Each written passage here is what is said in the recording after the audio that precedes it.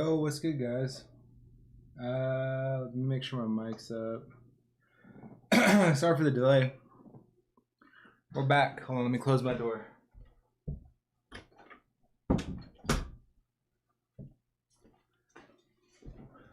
Yo, how are you guys doing? Hopefully good. I feel like that weekend went by fast. But we're back for some more stream stuff. Oh, let me let my dog in.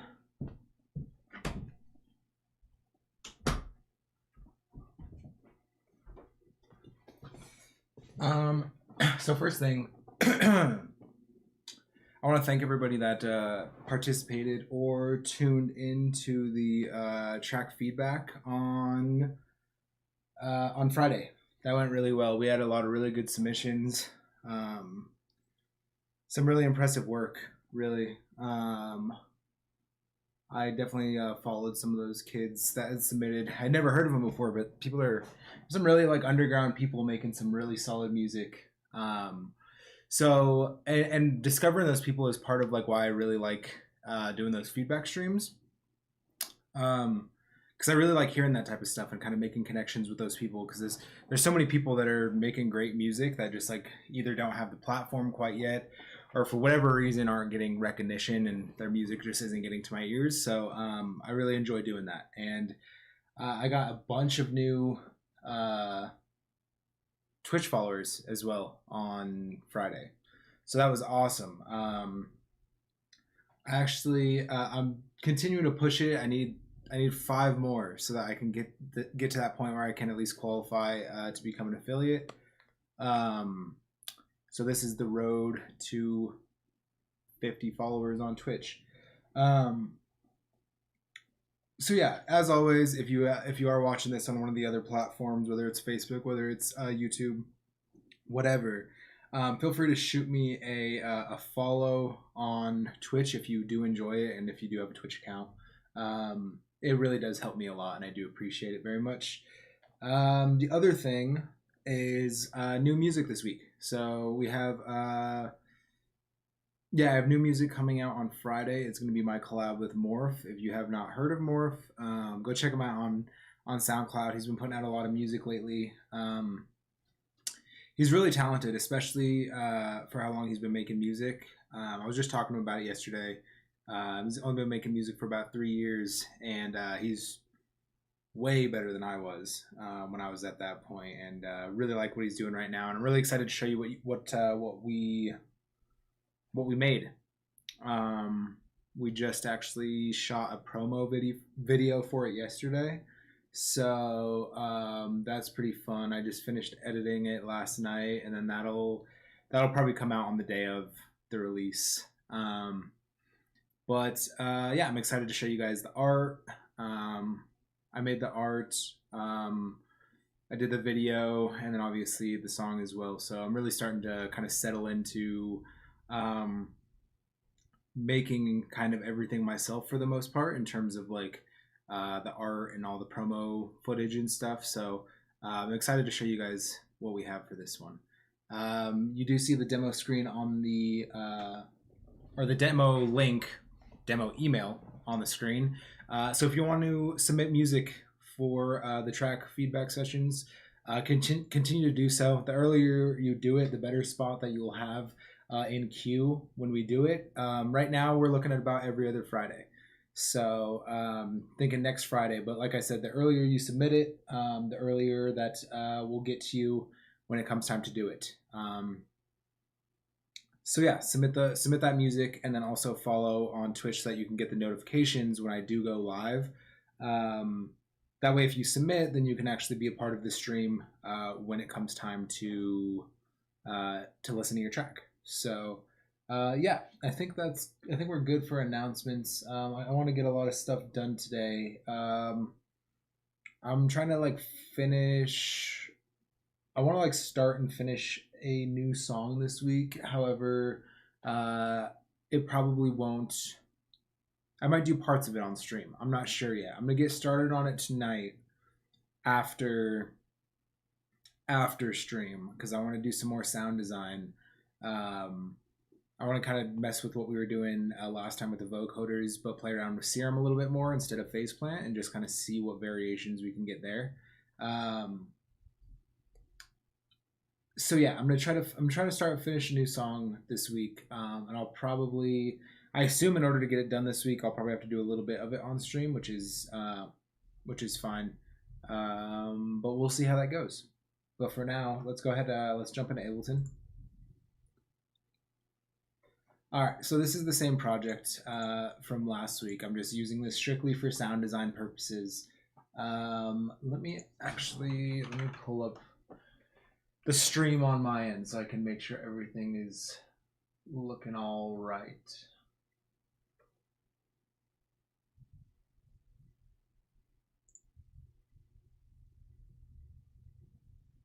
All right, so this is the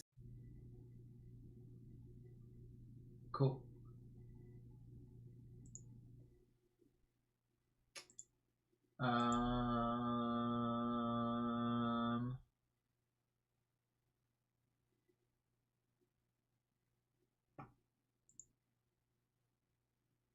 Yeah. I think we're good. I feel like I'm getting some weird glitches on my end. Yeah, actually, I need to get this figured out real quick. Give me a second. I will be right back. I'm just going to throw it on the Be Right Back stream. Be right back.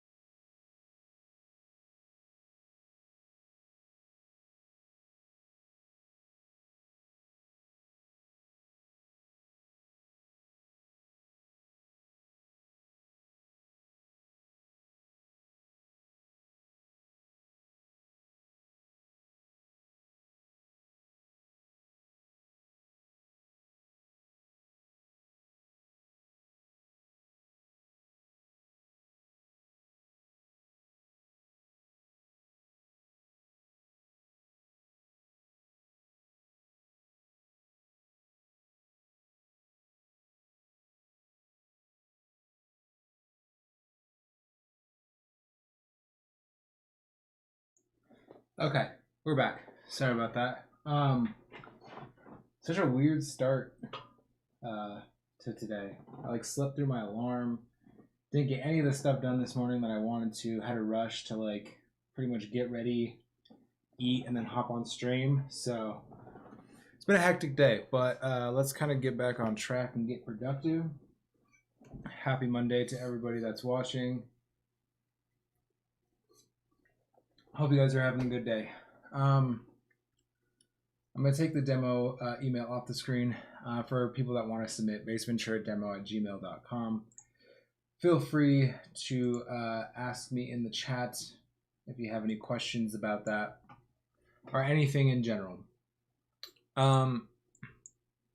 So let's kind of pick up where we left off. I'm going to do a brief recap because we were kind of doing this all week last week.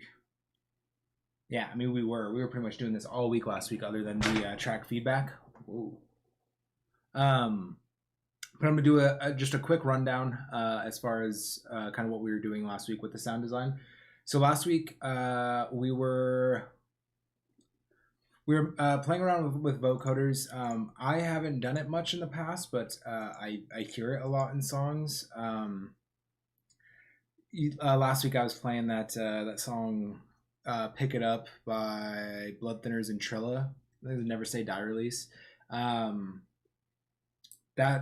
what happens in the drop there is like a great example of like kind of what I've been going for with this sound design, give or take.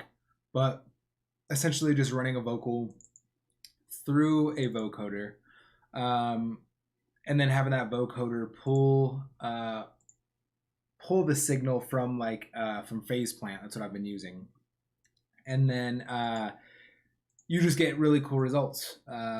Especially the second layer is us layering it with a cleaner version of that original vocal.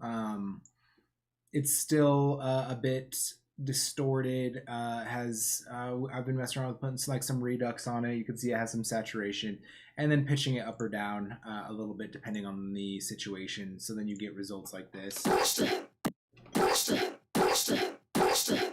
And you can kind of hear the original sample, kind of where that's coming from. Where are we at? This. Bustin'. So that's what Bustin'. That's what we're talking about. It's pretty much taking something like that and figuring out how we can turn it into a cool dubstep noise like this. So that's what we're playing around with. That's what we're having fun with today. There's a few other examples that I can show you guys for the people that weren't part of the stream last week. Stuff like that. Stuff like that. Stuff like that. Stuff like that. That one's cool. I forgot about that one. Yeah, stuff like that. So the idea is kind of, I've been working on sound design like this. I've also been working not on stream but off stream. You'll see in this intro stuff folder. These are just different like general intro ideas. So this project, I don't have any intention of turning this specific Ableton project into a song. What I'm going to do is I'm going to bounce all this stuff out to my own sample pack. So you can see over here on the left, I already have it selected. I have my own kind of sample pack that I build right here that I just bounce a bunch of my sounds to.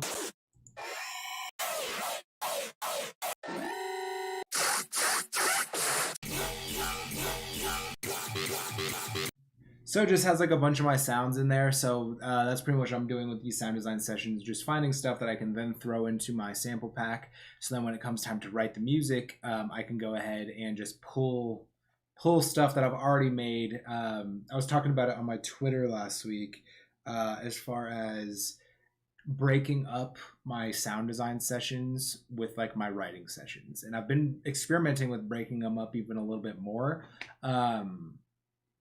So not just doing sound design, but also doing like intro writing bits.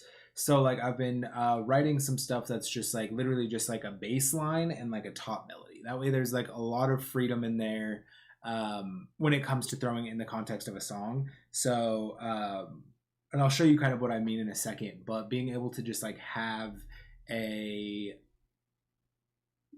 kind of like a rough basis for a song. So I don't want to, I try not to get too in depth with what I'm doing, which is why I just do like a bass line and like a top melody, because depending on the vibe of the song, not every song I'm going to necessarily want like big chord stacks in the beginning. So I'm not going to go, without knowing what the song is, I'm not going to go and write a bunch of big chord stacks that I might not use. I keep it pretty simple. And then like in the context of the song, if I need to add some extra, some saw layers in there, if I need to add some pads, if whatever it may be, I can do that once I figure out what context this is going to be in. So I've been writing stuff like this, and excuse like the actual sounds themselves, because when it comes time to throw them in my sample pack, I'm not bouncing them as audio. I'm literally just taking the MIDI files. So I'm just going to have a separate folder. I actually haven't started it yet, but I'm going to have a separate folder in my sample pack that's just MIDI.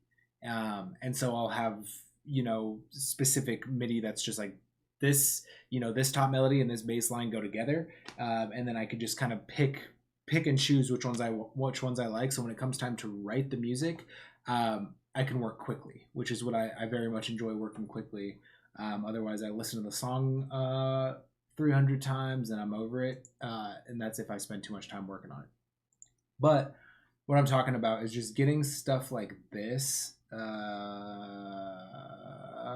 this is the wrong folder, and I have them over here. Getting stuff like this together.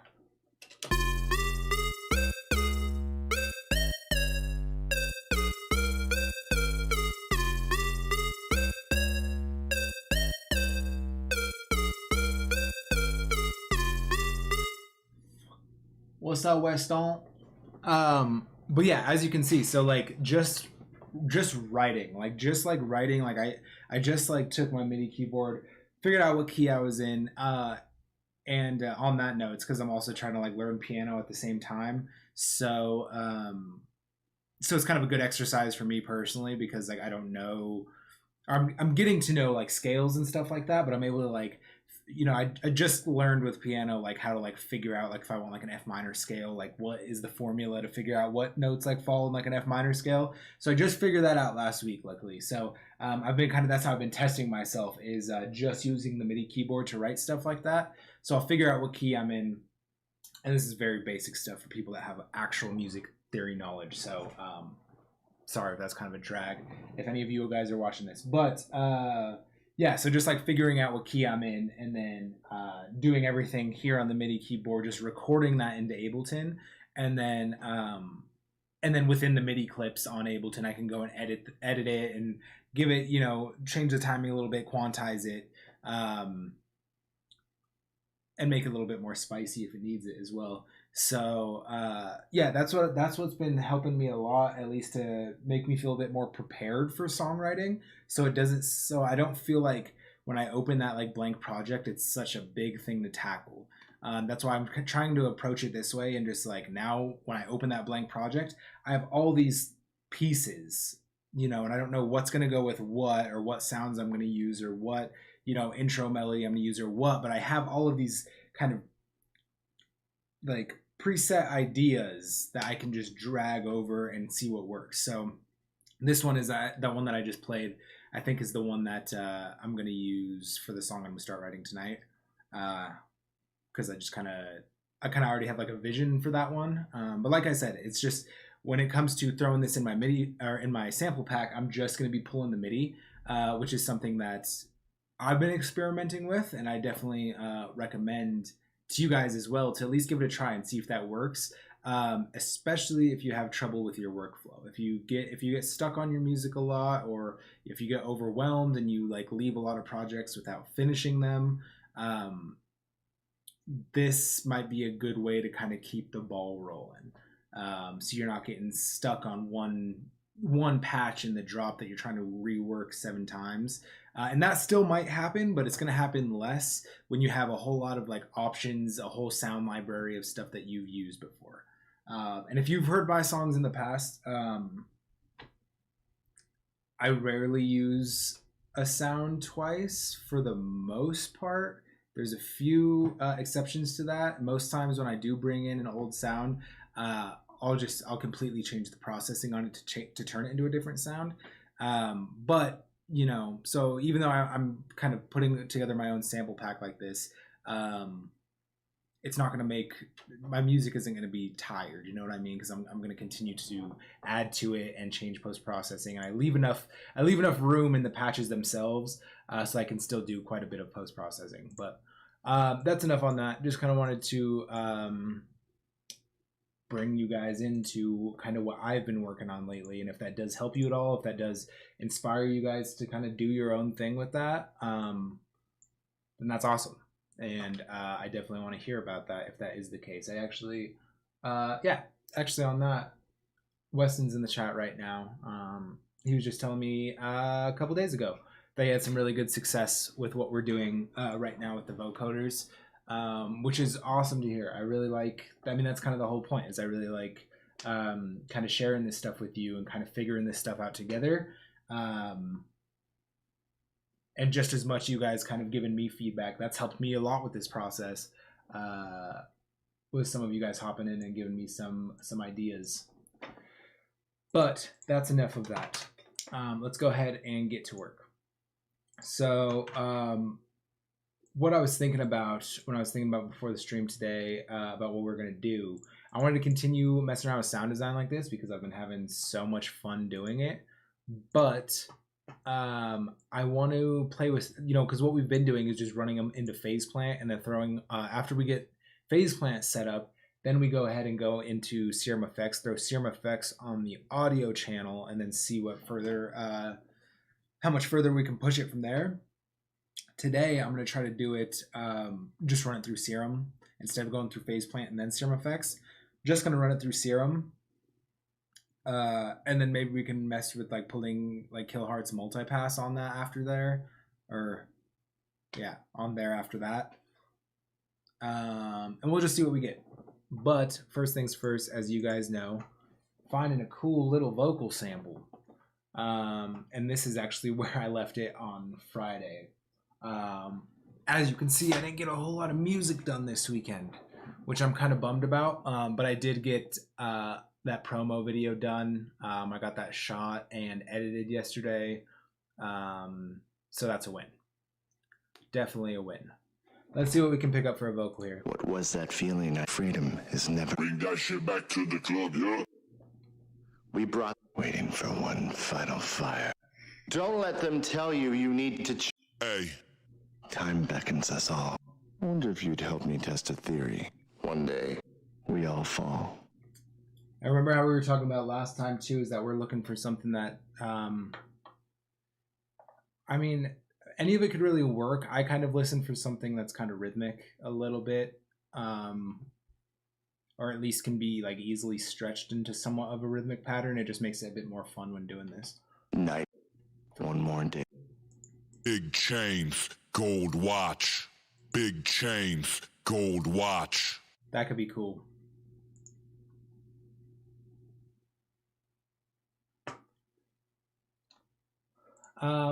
Okay, so this is actually, this is that same pack that we were getting those samples from last time. It's that all trap music vocal pack on Splice. That's where we got this one. I need that loot bag. We got that one last week.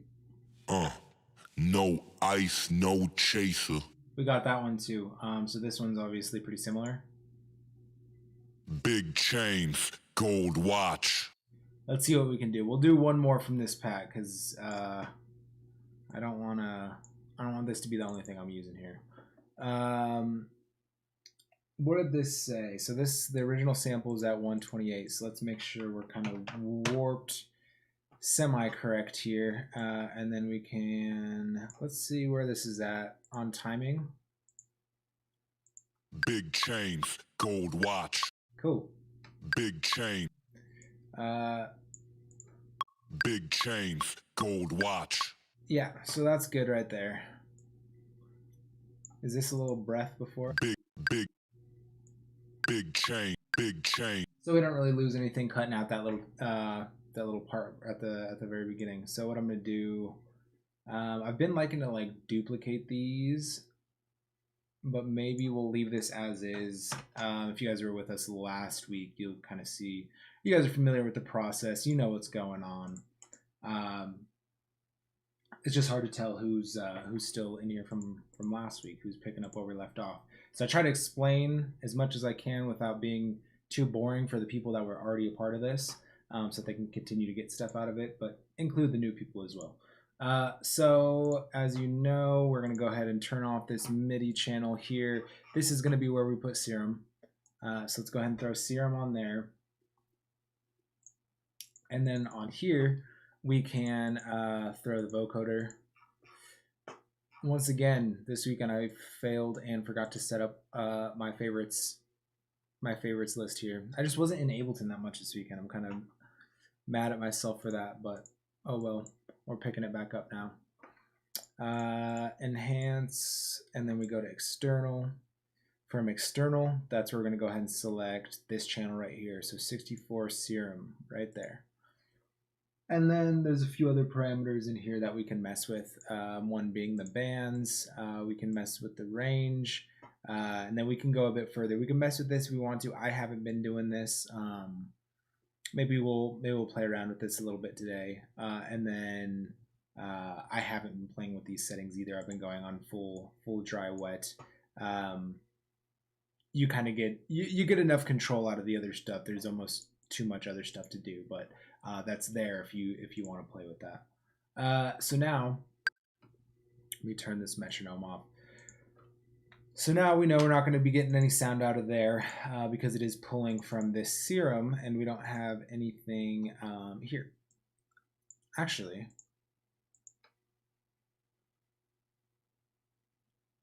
I didn't. Oh yeah. That's what we're forgetting. I forget it every single time. You guys remember the MIDI? We gotta remember to put the MIDI on the MIDI channel so that we can so that it's sending something through the vocoder here when I play this back. So there we go. So we get, that's just with the basic serum, the default patch right there, just the saw wave. So let's go ahead and dive deeper into this. Let's go. I love the Jaws wavetables as far as serum goes, so I'm going to use these at least at first. And I haven't done this with serum yet, so this is going to be before last week and stuff. I was doing it all with phase plant, so now we're going to play around with serum a little bit and see what we can get. Okay, let's get some movement.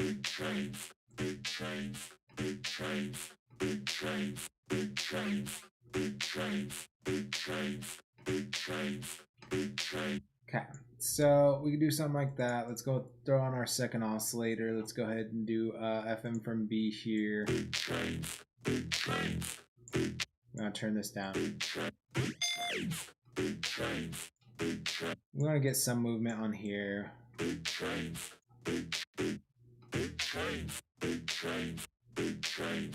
And then I'm gonna go ahead and change this shape a little bit. Let's go maybe like, yeah, maybe something like that. And then we can mess it off.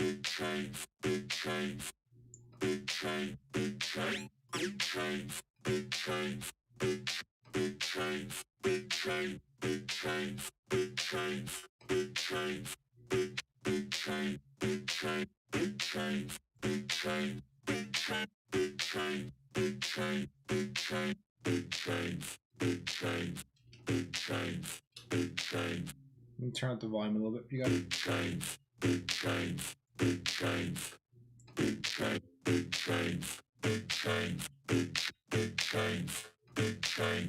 Maybe something like that. And then let's go ahead and do our high notch.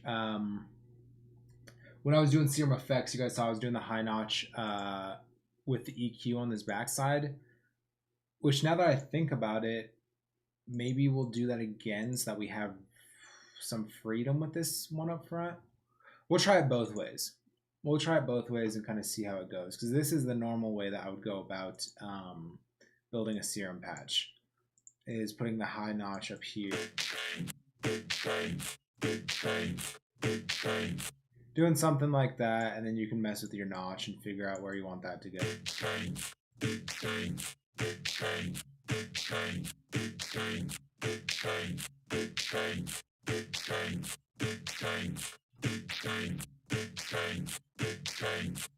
Somewhere around there.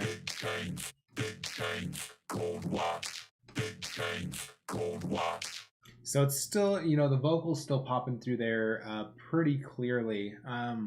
Which we were talking about this last week as well. Don't necessarily want that poking through like super cleanly, unless that's going to be like my intention is to really like make it noticeable that that's what that is saying. Like if I have that as the pre-drop, and then that like turns into the drop as well, just with like a bunch of crazy distortion and stuff. But for the most part, I kind of want to turn it into something else and just kind of use the vocal sample to give it like the vowelliness. But we'll see. Let's see how it goes. So let's go ahead and do for this. Let's do, I'm trying to think how I want to do this. Because the other distortion, because I definitely want to use like Faturator and stuff from Kilohertz. But I think, just like last time, I think I'm going to want to put that extra processing on the audio. on the audio directly. So let's mess with that. So let's go filter. Let's just mess with our filter here and see what we can get. Big change, big change, big change, big change, big change, big change, big change, big change, big change, big change, big change, big change, big change, big change, big change, big change, big change, big change, big change, Maybe. big change, big change, big change, big change, big change, big change, big change. So far, I will say that I do not enjoy. I'm not as much of a fan of just like going back to serum now after using phase plant for a few weeks. I like phase plant more now, I think. Big change, big change, big change, big change, big change, big change, big change. Let's do some distortion in here as well. Sure, why not? There's some soft whip. Big change, big change, big change, big change, big change, big change, big change, big change, big change, big change. And then that, yes, that speed of the LFO is gonna have a big difference here. Big change, big change, big change, big change, Get that real resonant peak. big change, big change, big change, big change. I kind of want to. Big change, So we have that notch going. Maybe on the higher end, we have a little bit more movement. big change, big change, big change, big change, big change, big change. Or we could set up another LFO for that as well.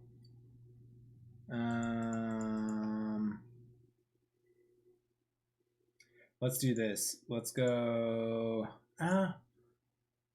Yeah, okay. So let's do that, and then this one. Let's set this LFO up here. Big change, big change, big change.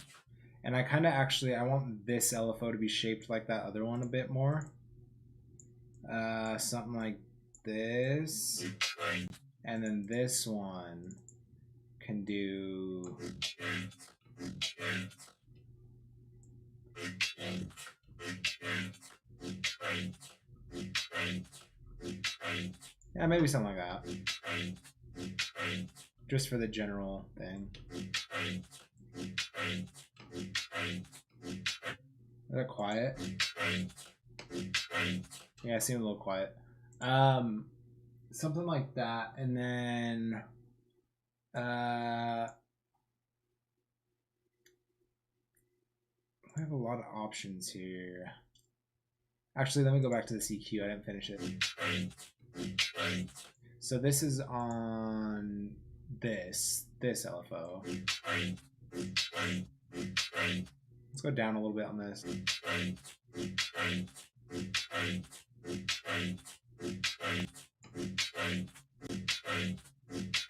So that's a little bit of brightness up top.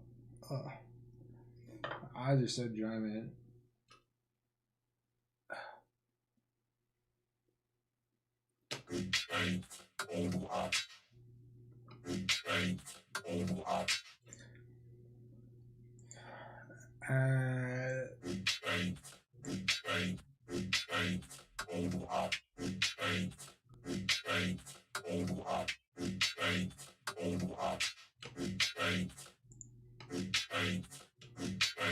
See, we can mess around. Let's check with the other wavetables now.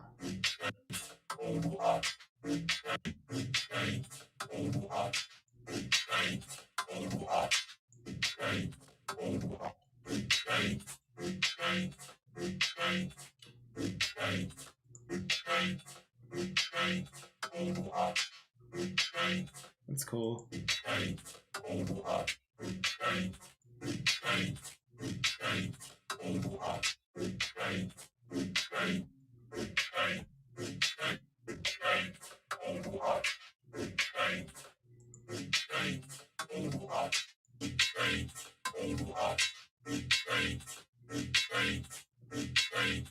That's cool.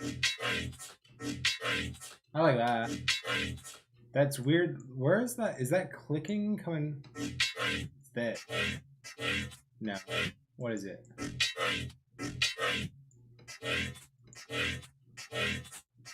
Because right there you don't get the click.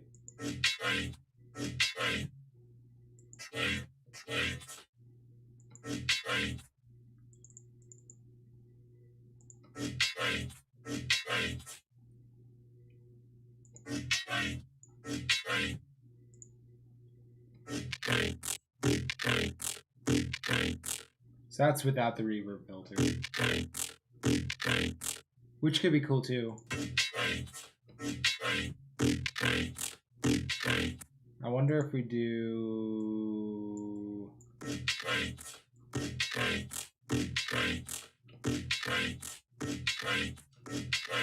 I kind of like it all the way though. I just don't like that like very hitting a pot sound.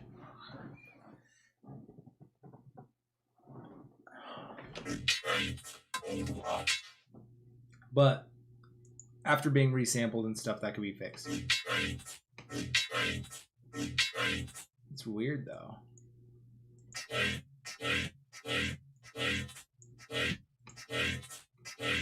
Because that like on its own sounds really good.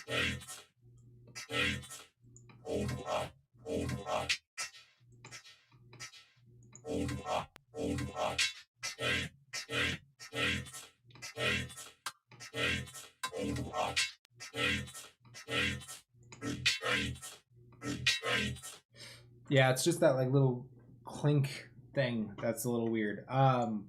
But I like where that's at there, at least for the serum part of it. So now we can mess around with what we were doing last time and doing some further post processing on the audio channel, and we can mess with these other parameters. So that's gonna make it a bit more clear in terms of like that vocal. Like there's just more bands. Actually, I don't really know like the how to describe this. Let's see if we look at this.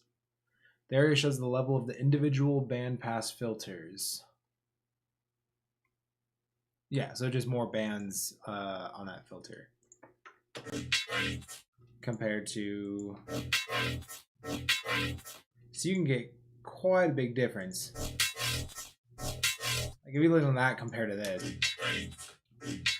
so much detail on that. But with it having more detail, it makes it a little bit more like mouthy. Like you can hear the vocal a little bit clearer, which could or could not be the move. Which is why I don't like it fully up here, but yeah, right on there.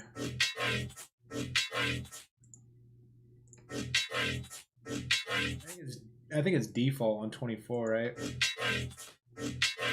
Which is nice. I think 28. I've been kind of bouncing back and forth with them, but I keep landing back on 28. Seems like a good kind of middle ground. But you can really put that on whatever you need for the sound. And that's the other thing is I've been kind of debating back and forth is like kind of how I was saying put this stuff like in my sample pack. I've been going back and forth like whether I want to bounce to audio and do it that way or kind of like save the whole like instrument rack type thing so that I still have room to mess with some of this stuff, which is why I haven't bounced into the sample pack yet, but I have to do that tonight actually. I have to put it in there tonight, so I gotta figure that out. But yeah, I'll see how it goes. So now, more stuff on here. You know how I am with the kilohertz stuff. So let's go ahead and start running it. That got really loud. Let's go ahead and put a utility on the end of this just so I have a little bit more control over the volume to this.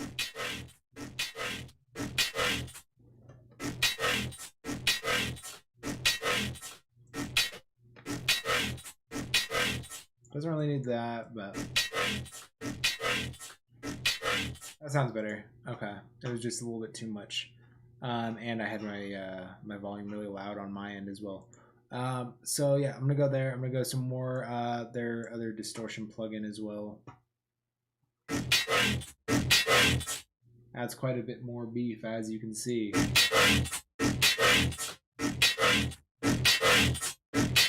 I've been liking the saturate one. It's pretty strong. I'm gonna turn this.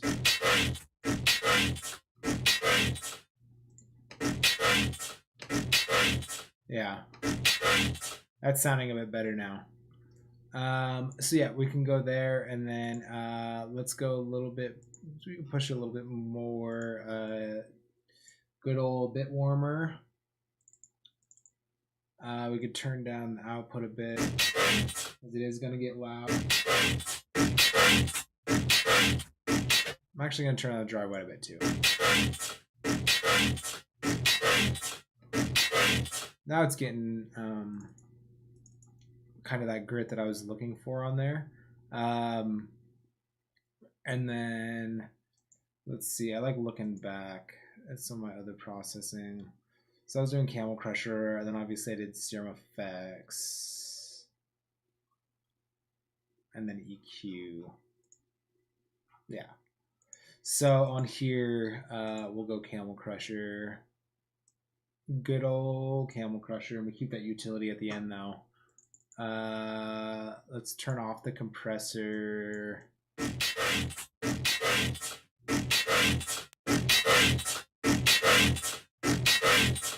That's sounding really solid, actually. But with all this distortion and stuff on there, it needs to be EQ'd. I'm nervous of going over that peak where that little clankiness is, because it's gonna be harsh. So let's turn on our headphone icon. You know how we do here with the sweeps, and just find those ouchie frequency.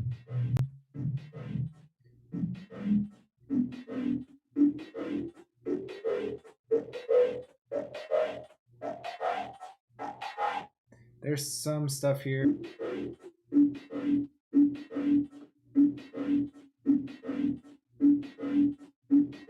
Right there. Maybe up a little bit more. Yeah, something like that.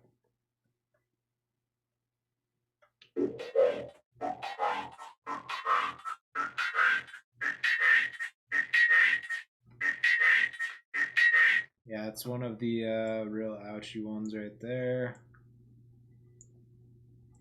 Let's see what else we got.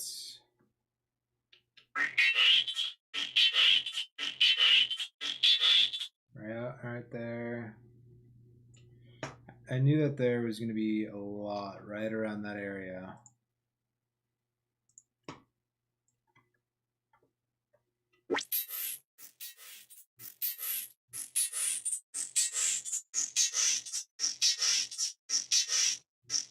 It gets to be quite a bit right there as well.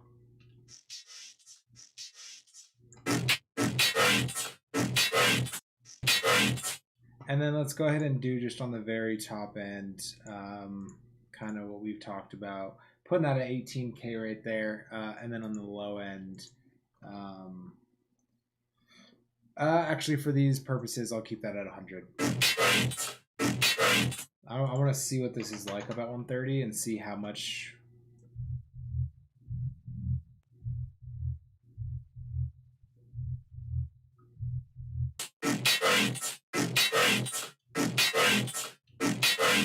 I actually like that a bit more at 130, and that's usually where I bring up my my high pass as well, about 130.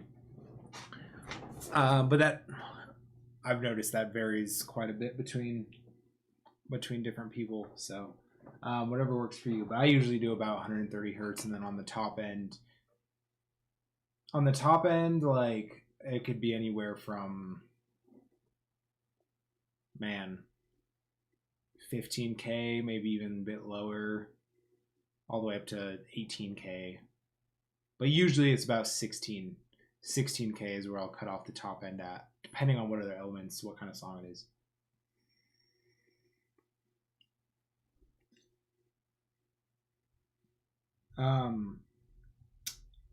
So now we have this EQ'd. It's still a little bit rough in terms of the frequencies. Like I feel like it could be cleaned up a little bit more. Like there's still like it sounds big, but like it still has some harshness in there, which I feel is kind of holding it back. Ideally, what I should have done is I should have done an EQ or two kind of between some of these distortion effects to kind of clean it up as it goes. Otherwise, you end up with what I'm having here, where it's like there's a whole lot of extra frequencies going on that I haven't tamed at any point until now. So you're like dealing with a lot of extra stuff. But it's not uncommon for me to have a few EQs in a row like this, just to really kind of thin out the sound in those areas.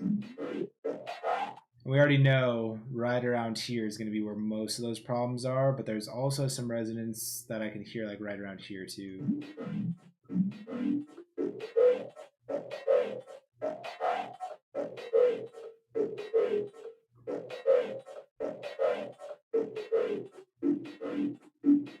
And this area, like 2 to 400, is going to be where you get a lot of the mud too. See, like still there a little bit. I actually want to bring that down a little bit more. I could also, if I wanted to, so like let's say an easy way to go about, like if I go through this again and I see that, yeah, pretty much all the same peaks from here are still problematic, which is most likely going to be the case. I didn't make any like huge cuts here or anything. Another thing that you could do as well is you could just mess with the scale. So I could go up on the scale here and you'll see it'll make all these cuts a bit deeper. This is normally at 100 like that, but you can just adjust the scale if I want to make those a bit deeper. So instead of putting a couple EQs with like the same curves on them, you could do something like this. You could also highlight them all and adjust them like that. And then on the other side of that, if I went back through, I threw another EQ on there, went through all of it, and I'm like, okay, this sound is getting a little bit too thin. You run into a situation like that. Same type of thing with the scale. Mess with the scale instead of going through and like adjusting all of your points and stuff. This is just a real quick way to either. I mean, it's kind of like it's your dry wet on your EQ a little bit. So that I've started doing that recently. I've been using EQs for so long, and I just recently started playing with that. I'm sure a lot of you do it already, but that's something that I learned recently that has been helping me a little bit more with EQs, because I've been really trying to put a lot more attention into them. I'm sure for those of you that have been watching, you've noticed that. So we still got that one, which is to be expected because that one's pretty harsh. So I might do something a little bit thinner on the Q and a bit deeper as far as the cut goes as well, just to kind of see what effect that'll have. And let's keep going here. I'm gonna go from the top end, sweep down. And there's like some distorted, high end crunchiness there. Which once again, in the context of a song, I might be pulling this low cut, this low pass down a bit more. So it might take care of some of that stuff for now if it's really bothering me. What curve was on? This one? No, I was on the 5. For now, if that stuff's really bothering me or if I feel like it's being really problematic, I could tone that down a bit. I don't quite feel that way yet, but I could see that becoming an issue.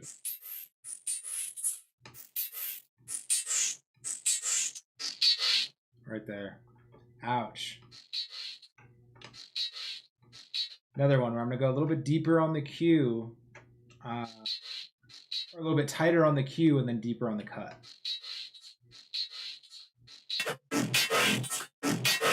Because keep in mind, the thought process is that after this, I'm going to be duplicating this and then adding a slightly cleaner version of that vocal in there. So it's not it doesn't affect me too much.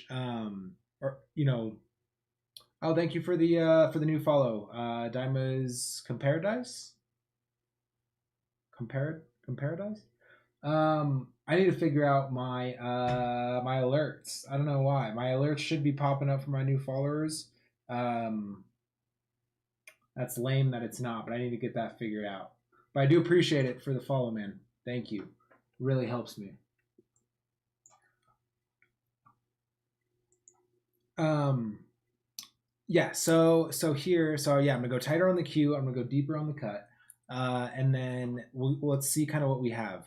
Um, as I was saying, we're going to go ahead and duplicate this and add a slightly cleaner version of that original vocal, and that'll help kind of fill in those spots. But I also want to do that strategically. So like if this sound itself, let's listen to this.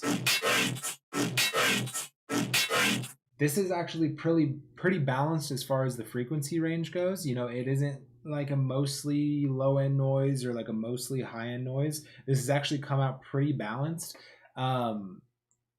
So I don't want too much frequency clashing. So what I'm pretty much saying is that like what I could do here is I can purposefully kind of go hard on the EQs here, thin out this top end quite a bit, leave most of these low ends pretty much untouched, so it kind of becomes pretty mid heavy, mid low heavy as far as the sound goes. And then once I add in that second layer of that cleaner vocal, I can kind of focus that more on the high end, and that'll help fill in that spot a little bit cleaner. So let's give that a try. I think that's going to be the move on this sound specifically, but it's different. It's different on every sound. You guys that were watching last week, you guys saw that. Some sounds, I did that second layer and kind of focused that on the low end. Some of them I did the top end. It just depends. Just helps fill out the frequency spectrum though. So now that I have that in mind though, I can be a bit more picky and a bit more aggressive with the EQing. Like that one's pretty bad too, especially where that little peak is. See, so now with these big cuts here, I'm starting to thin this out quite a bit. Which if this sound was going to stand alone, wouldn't be a good thing. But I already know that I'm going to be filling in those spots.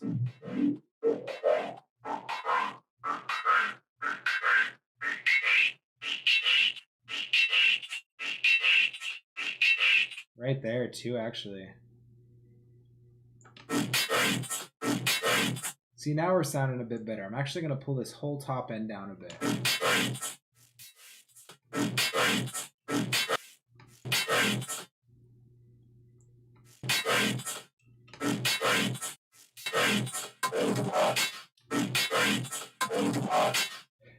For those of you that are just joining in, just want to say hello. Thank you for joining us. We're obviously doing some sound design stuff right now, as you can see from the title. Right now, we're playing around with some vocoders, sending those vocoders from the original vocal sample. In this case, this is the original vocal sample.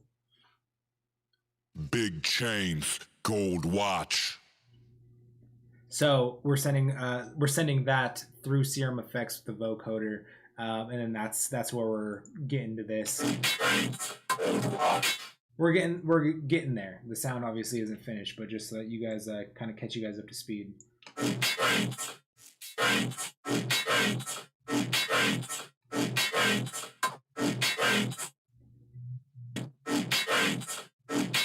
Yeah, I really don't like some of that low end mud going on.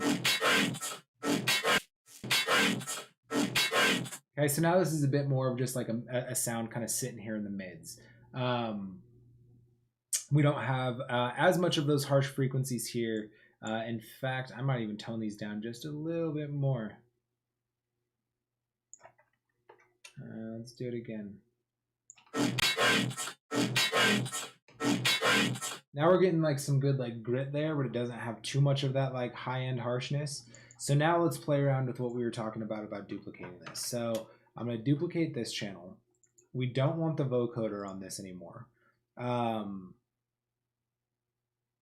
Yeah, so we don't want the vocoder on this anymore. And then we can kind of pick and figure out what we want as far as distortion-wise. I'll probably turn these EQs off for now because, well, it depends kind of what else I throw on it. But most likely turn these EQs off. Right now we have this. Chains, gold. Yeah, so it does a lot of that distortion. Big chain. too much distortion. So I'm going to turn off some of the heavier distortion, which is going to be the Camel Crusher, and then this kilohertz distortion. That's leaving the saturator, and then Ableton's saturator on the a bit warmer preset. So we're going to be keeping those ones on, and let's see what we get. Big chains, gold watch. That's definitely better. Big chains, gold watch. It's a bit better. Let's see what we have when we go ahead and go into the kilohertz pitch shifter. We're going to go throw the pitch shifter on last. Let's go up an octave, because remember, we're going to be trying to use this to fill in that higher frequency spectrum, fill that in a little bit. So we want to bring this vocal up a bit higher. Big chains, gold watch. Big chains, gold watch. Experiment with turning off all of the distortion. Big chains, gold watch. Maybe just the saturator. Big chains, gold watch. I like that with just the saturator. Okay, so I'm going to leave just the saturator on there, and then let's go ahead and let's do redux. And then we can do redux. Let's go on soft, and then let's find kind of where this sounds nice. Big chains, big chains, big chains, gold watch. Big chains, gold watch. There, as you can see, that kind of gives us our high frequencies back. And now what we want to do is continue to play around with some of these parameters, but in context of the other song, or not the other song, the other sound, and see what we have.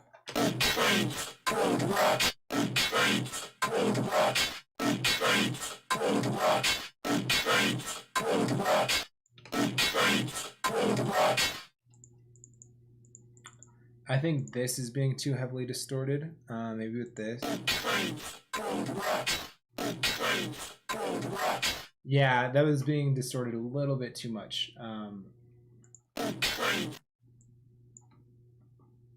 Oops. Let me go ahead and group this.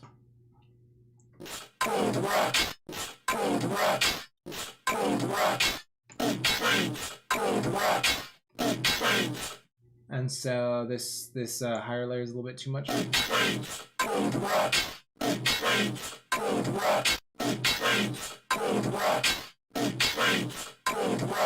So it does help to fill in that top end a little bit more. It definitely needs to be a little bit more cohesive. I could go maybe something like this on the group. Let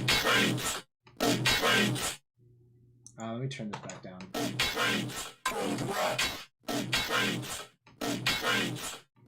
And then maybe we get a little bit more out of that top end.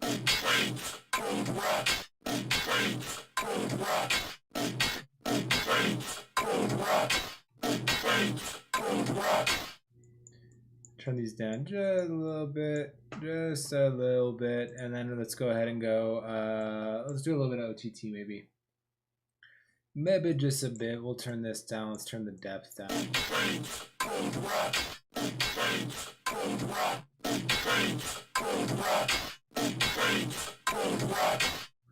See, so this one ended up, so this is the one, this is the first time I was doing this with Serum. This one ended up a little bit more vocally, I guess. Which I think initially is why I'd put more distortion on it, but in the context of like with the other layer and stuff, it's just way too distorted. I don't think it sounds good that way.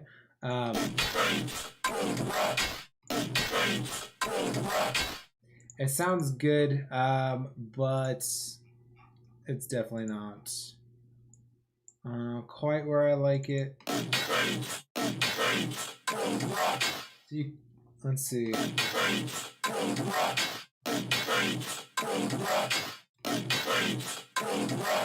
So we're still losing quite a bit of power, like right in here.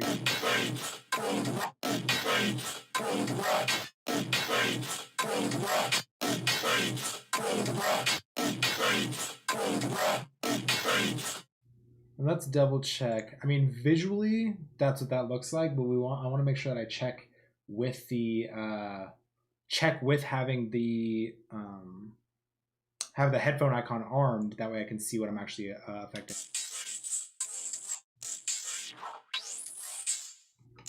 And that's actually a nice area of the frequency range. So that is something that we would want.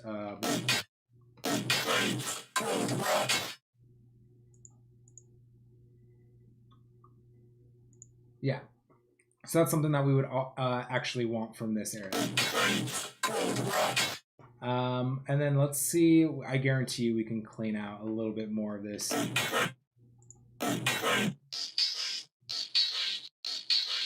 Yeah, right there, just a little bit. And whenever I'm boosting, I always like to have some type of little cut around it just to compensate for like the extra volume here, kind of take out a little bit here so they balance out a little bit more. That's just my thought process behind that. And then where do we have this at? Let's put this back at 18K. The low end we can put at, let's say, 130 for now.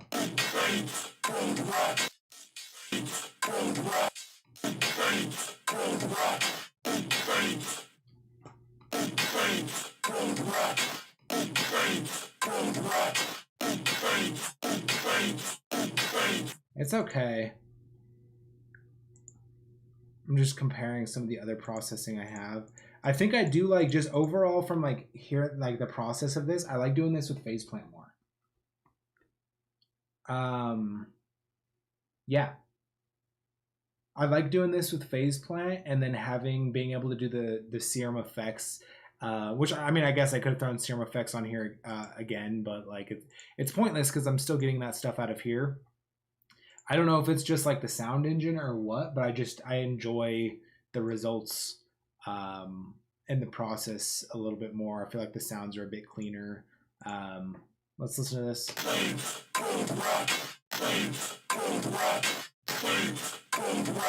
There's a lot of distortion. I didn't really put on much more distortion than I would have on the other ones.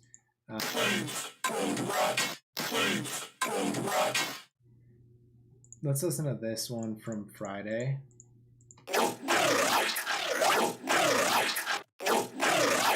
See, I put like just as much distortion on these, but they're not as like gritty, but like not in like the best way, I guess. I just feel like I was getting cleaner results, and maybe that's just like in my head.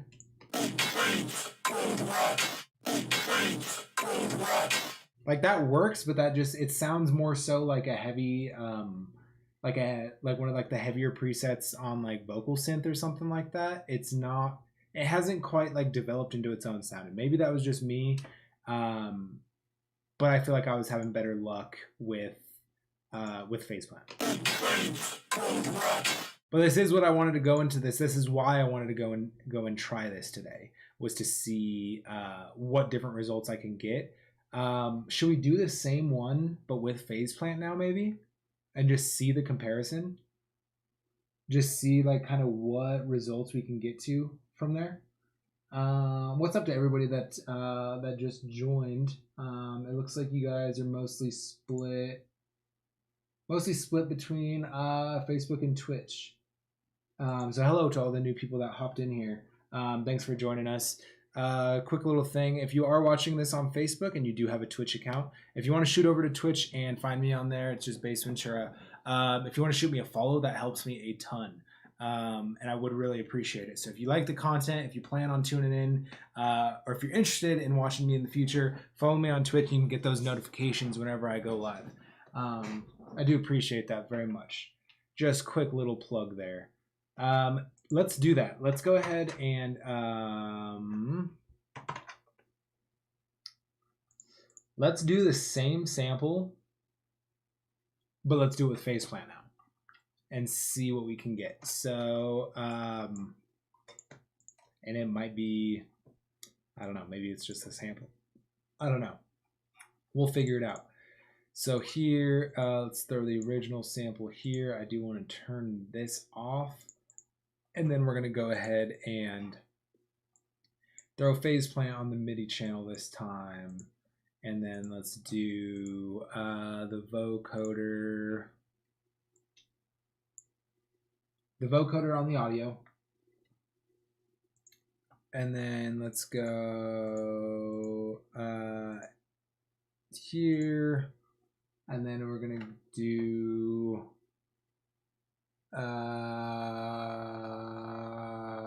faceplant 68. I was drawing a blank there for a second. Let's throw this on 28 like we were doing. 28 bands. on the vocoder. And so now with phase plant, because there is no default patch, we need to load something in. I don't know what I was trying to say. And then let's just get something moving. We're gonna go our LFOs again. You guys were here last week. You guys know the situation. We go 2-4 here. We do another LFO. We go 4-4. This one goes on the volume. This one goes on the wavetable.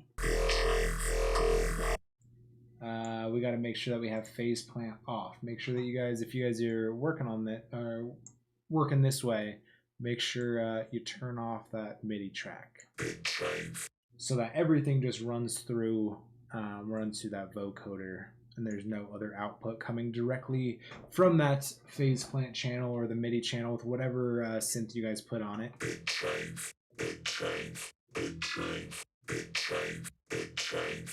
I just feel like the sound engine is better. Just like right out the gate, like I just feel like the overall quality of the sound just comes out a bit cleaner. This comb over one actually works pretty nice on there.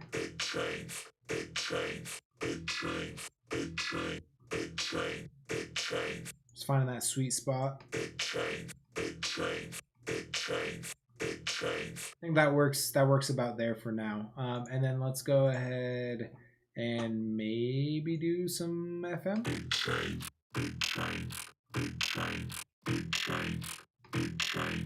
Sounds great. Yeah. Going from phase plant, then going back to Serum, and then going back to phase plant, you can really kind of hear the difference. Yeah, I've just really been enjoying this. As you guys know from before, throwing the Faturator on there, give it that extra sauce.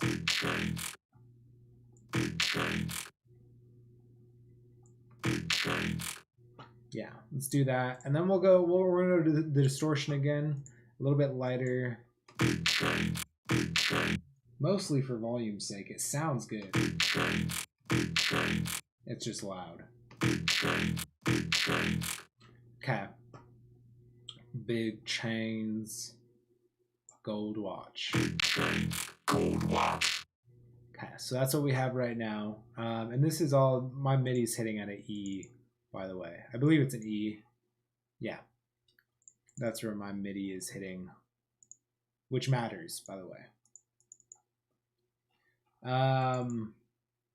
Now continue working on phase plant. Let's go ahead and continue rocking with this. So we're gonna go. Let's go another group. We're gonna go another wavetable. Let's output and then analog.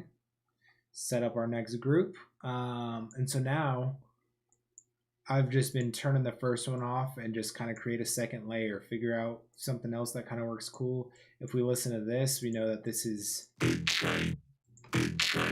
Gold watch. pretty heavy in the mids and low mids. So let's see if maybe we can get a higher layer, which once again, for you guys that have been watching, you guys know I like the harmonic blend. Has some really nice stuff on the top end. Maybe this will work, I'm not certain. Big change. Big change. Big change. Big change. Big change. Big change. Big change. Big change. Big change. Big change. Big change. Big change. We can go up on the harmonic if we want there. We can actually go ahead and FM this a bit as well, and then up on the harmonic here. Big change. Big change. Big change. Big change. Big change. Big change. Big change. Big change. Big change. Big change. Higher version in there. Big change. Big change. Compared to the previous. Big change. Big change. It's close. I don't know if this is quite where I want it though. Big change. Big change. Big change. Big change. Yeah, something like that. Big change. Big change. Big change. Big change. So there's like a certain rattliness that I've noticed right around here. You hear that like rattling? Yeah, I don't like that. Cleans up right about there. Yeah, it cleans up quite a bit right about there. And then, so these together, let's see. Quite a bit more power there just because you have that top end and that low end there. And then you could always mix them together if you want. Like the, I feel like this low end one actually might be a little bit overpowering. That's all the way down. Let's mix it back in.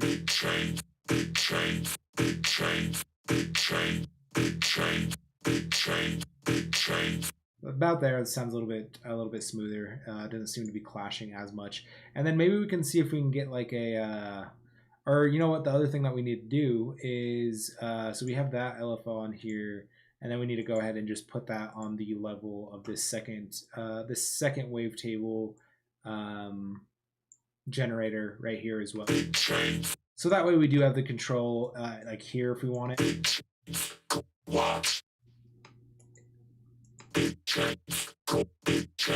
So that we do have the option to have that kind of control.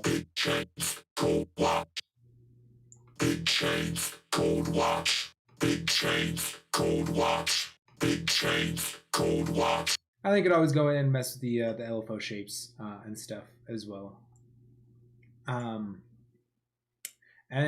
So there's a lot of options here. I think what I want to do now, because this is still pretty straightforward, I want to kind of throw in like a weirder layer in there. Yeah, I want to throw in like a weirder layer in there to kind of make it a little bit more left field and kind of see what we can do here. Wavetable. Actually, no, I don't want to do it this way. So I want to go, I like just setting up, separating by groups makes it a little bit easier for me to keep track of. So we're going to go group, wavetable, output, and then analog. And then did I turn these ones off? I did not. So let's turn these off. And now I want to see if I can just make like a, yeah, just like a weird sound in one. I have no idea what yet, to be honest, but just something that kind of really adds the character to this sound.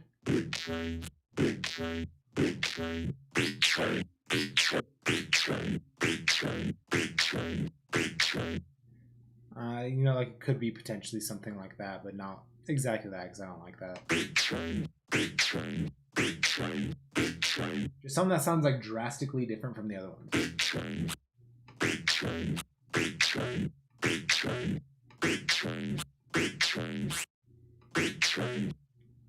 Also, now that I see this,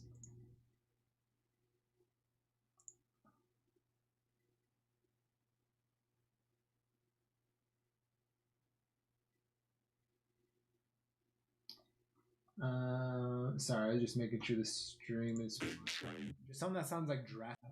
Yeah, I just want to make sure it looked good.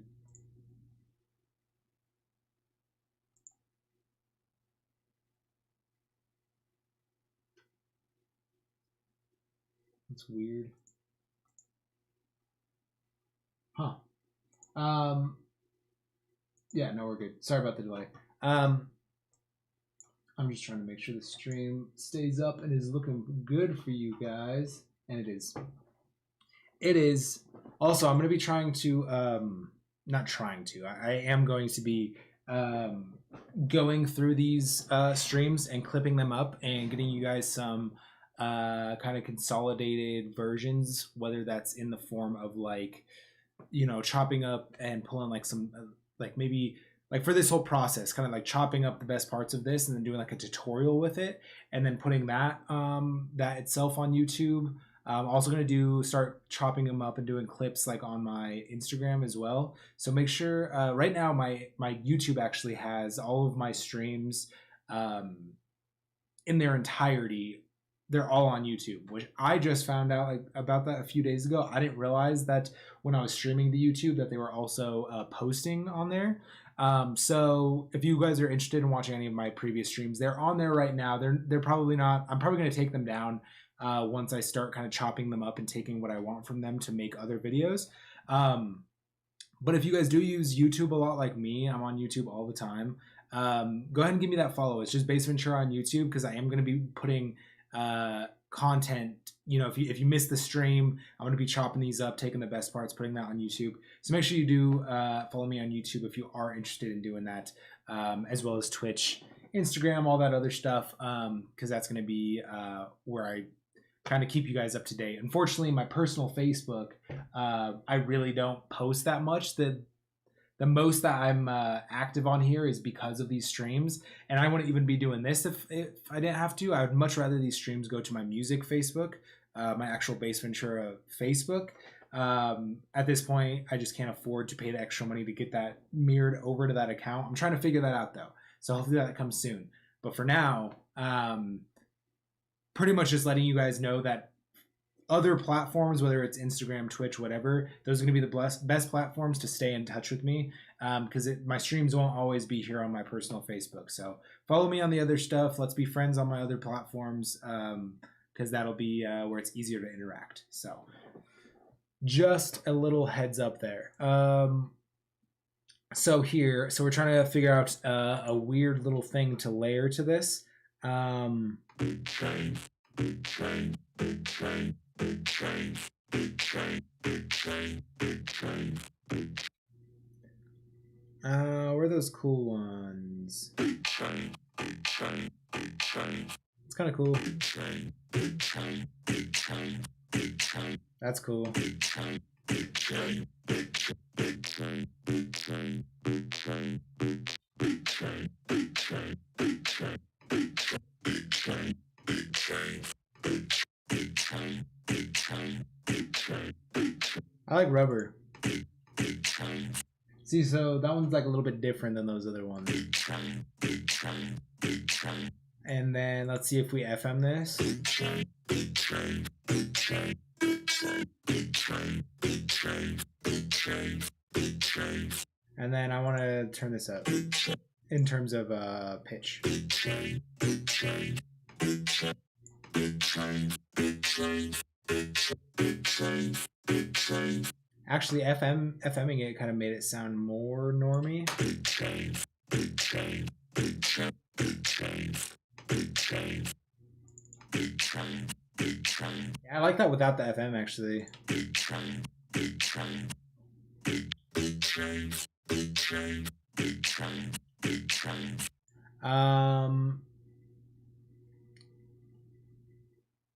I do want this to go through here. Maybe I can send this.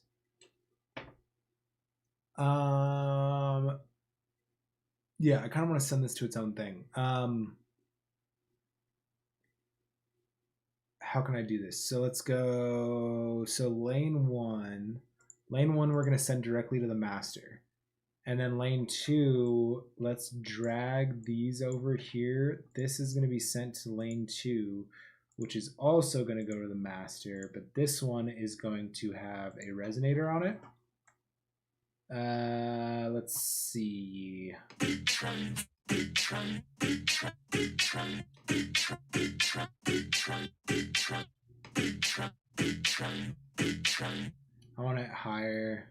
Big change, big change, big change, big change, big change, big change, big change, big change, big change, big change, big change, big change. Just to like kind of like boob chain. Big change, big change. It does sound like boob chain. Big change, big change, big change, gold, big change, gold watch, big change, gold watch.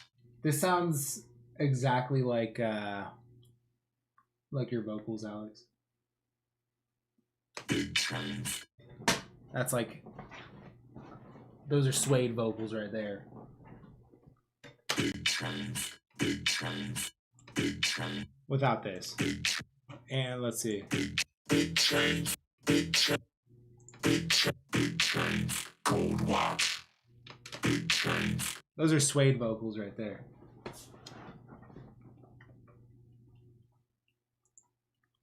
Big change, big change, big change, big change, big change, cold watch, big change, big change, cold watch, big change, cold watch.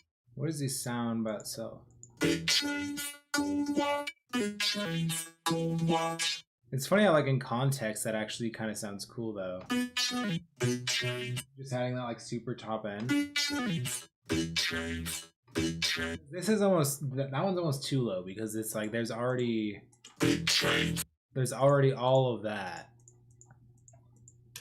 All that jazz, and then, big change, so if you put this way up, big change, big change, big change, big change, big change, big change, big change, big change, cold watch. maybe we do more on here. What if just that layer we do like tonal delay or something? Big change, big change, big change, big change, big change, big change, big change, big change, big change, big change, big change, big change, big change, big change, big change, big change, cold watch, big change, big change, cold watch, big change, cold watch, big change, cold watch. That sounds pretty saucy. That's cool. Let's check with the different amount of bands here. Play it. Big change, I'm gonna go ahead and just group this right away too. big change, cold watch, big change, big change, cold watch, big change, cold watch, big change, cold watch, big change, cold watch, big change, cold watch, big change, cold watch. See, I think if you're using that as a vocal, doing the higher bands, like 40 bands or whatever, is definitely kind of the move. But for this purpose, I still think right around 28, 24. Big change, cold watch, big change, cold watch, 28 might even be a little bit too much on this one. big change, cold watch, big change, big I like the clarity though. So yeah, I'm gonna keep that for now. Okay, so now we have phase plant roughly like done. We have a good starting point, and then now we can go in and mess with seam effects again and see what we can do. Also, because we have a whole bunch of like new people in here.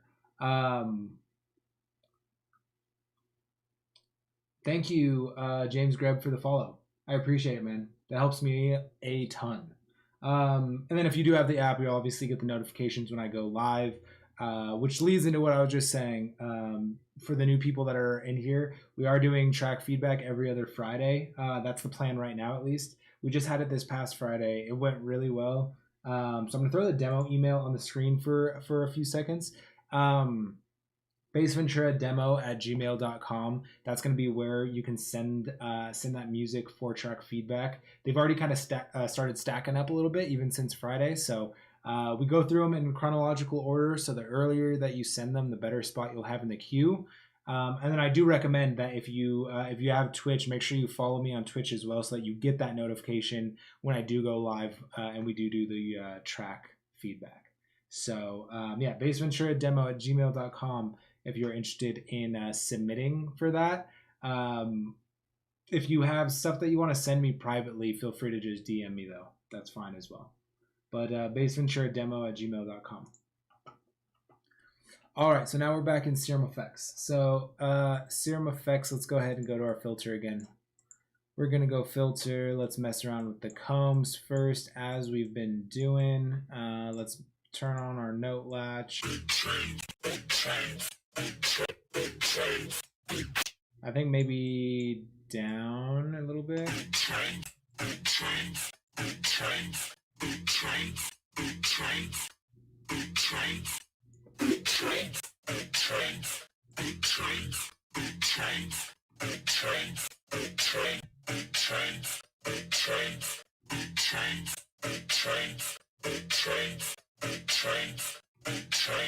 big change, I kind of like that. big change, gold watch, big change, Yeah, I kind of like that. And then we'll do our little high notch, high peak thing that we big change, big change, gold watch, yeah, something like that. And then that's fine. Do we want to do a notch? big change, gold watch, big change, gold watch, big change, gold watch, That's actually really cool. Let's see if we do a peak though. big change, gold watch, big change, That's like adding too much. Like those harsh frequencies are just killer now. big change, big change, big change, big change, Yeah, those frequencies suck. So I'm gonna turn that down. big change, gold watch, big change, gold watch, big change, gold watch, big change, gold watch. That actually does a little bit more for what I'm trying to do. Yeah, Weston, I do believe that I got yours. I'm gonna double check real quick because we were supposed to do you on Friday, and then it never came through. So I do want to make sure that I have yours. I felt bad for that. Let me check. Hold on.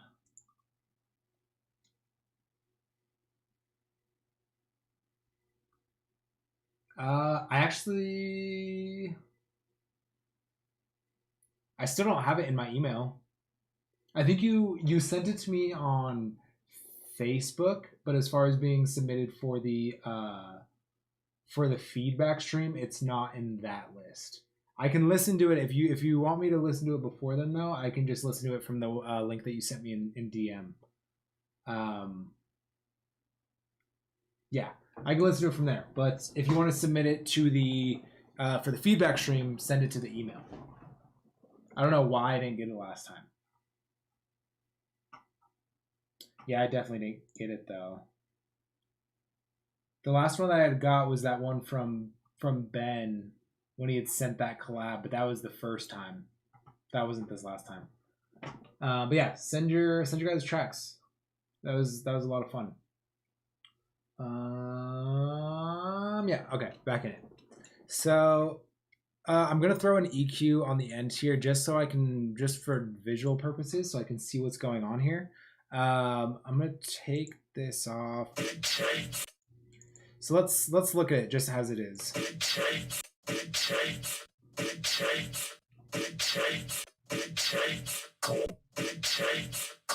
So for the most part, we have this kind of goes down right here, except for that last little syllable. It pops up. There's a hole kind of right here in the middle.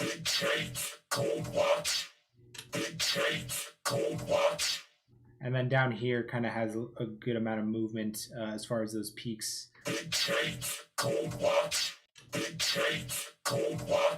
It's pretty balanced though. It's definitely a bit more low mids.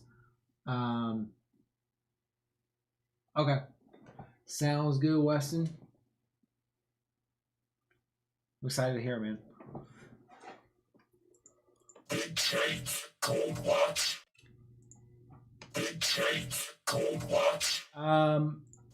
Yeah, so I like that with the notch on this EQ here. I'm not gonna EQ yet. I just wanted to take a look at that. Just give me a little bit more direction with what we're doing here. And then now I can go, let's go ahead and turn the noise oscillator on. Make sure that this is being routed to the noise oscillator, and then we can mess with a little bit more here.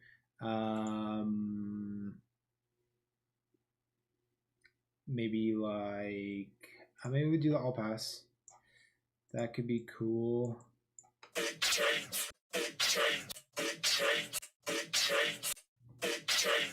It thins it out a lot.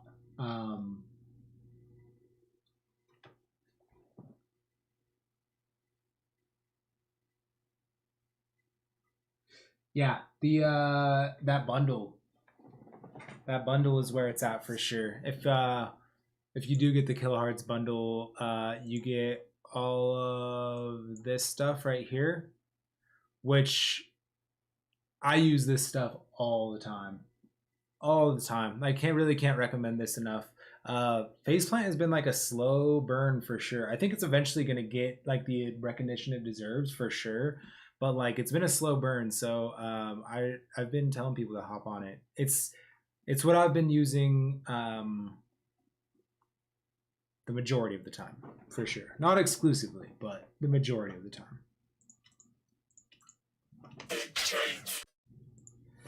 And then yeah, mixing. That's obviously what I've been doing here is mixing like phase plant, but then like using serum effects.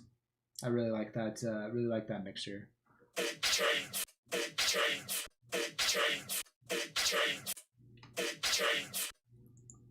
And then this is with the all pass without. So what's cool about that is that if we throw the all pass on there, kind of like we were talking about with the last sound, this kind of thins everything out in like those low mids. That way, when we duplicate this and throw in like a cleaner version of the other sample, we can have that kind of occupy those lower frequencies, and that might sound cool. I don't know. It's the way I think about it.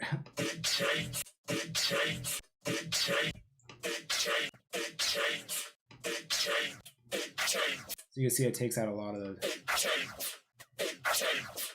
Almost sounds like a tape stop there at the end.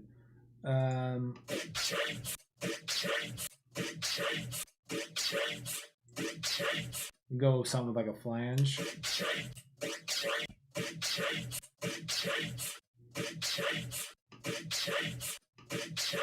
That's kind of cool too. It leaves you a lot of the low end stuff. So we can really go either way with this. If we want this to be more of a top end sound, we can do that. If we want it to be more of a bottom end sound, we can do that as well.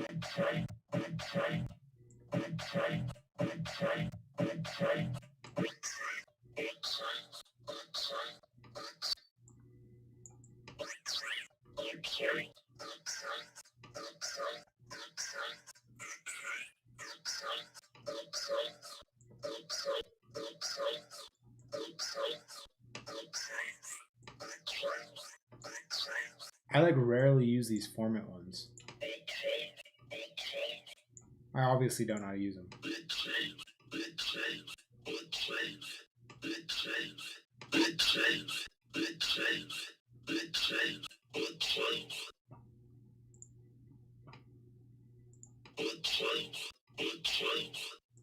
Yeah, I don't know.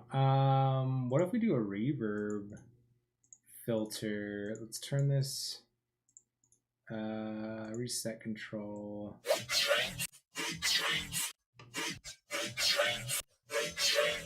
So many options when it comes to reverb filter. Yeah, we could do something like that and then have it just be primarily a top end sound.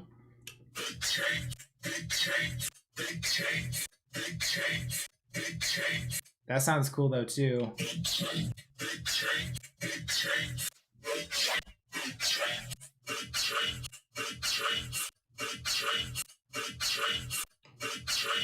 I kind of like it like that a little bit, just because I'm still picturing having that other layer on top of that. So keeping that in mind is kind of important with that. Let's mess around with this.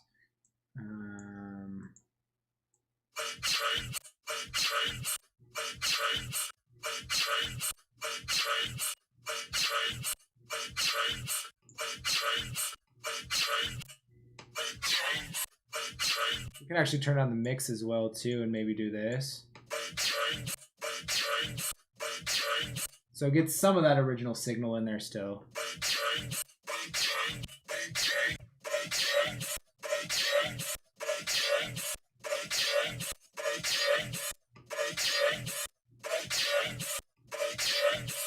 Okay, so now what I'm gonna do, I'm gonna EQ this, and then I'm gonna go ahead and do some distortion, and then EQ it again.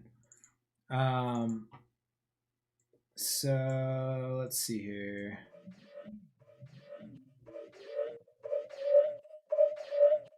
All right, I'm gonna take this out, or lower that.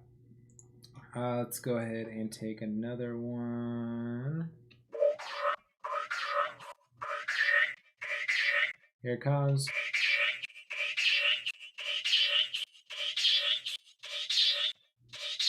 Right there.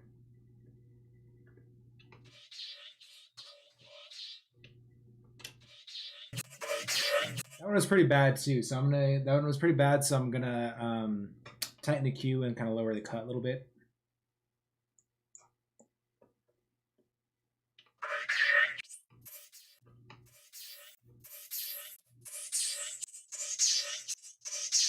Right there.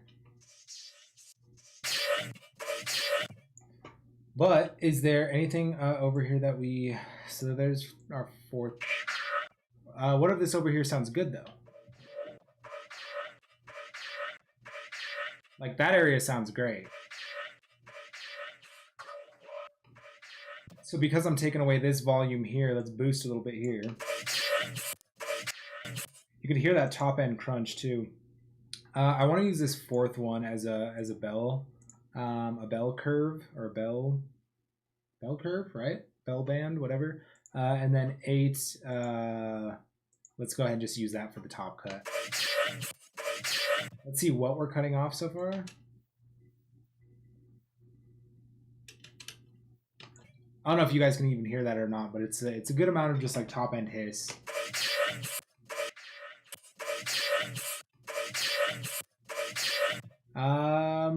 What do we have still? We have our fourth band.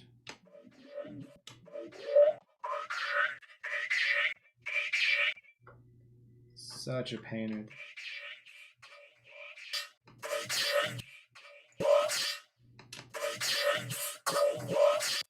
I actually want to...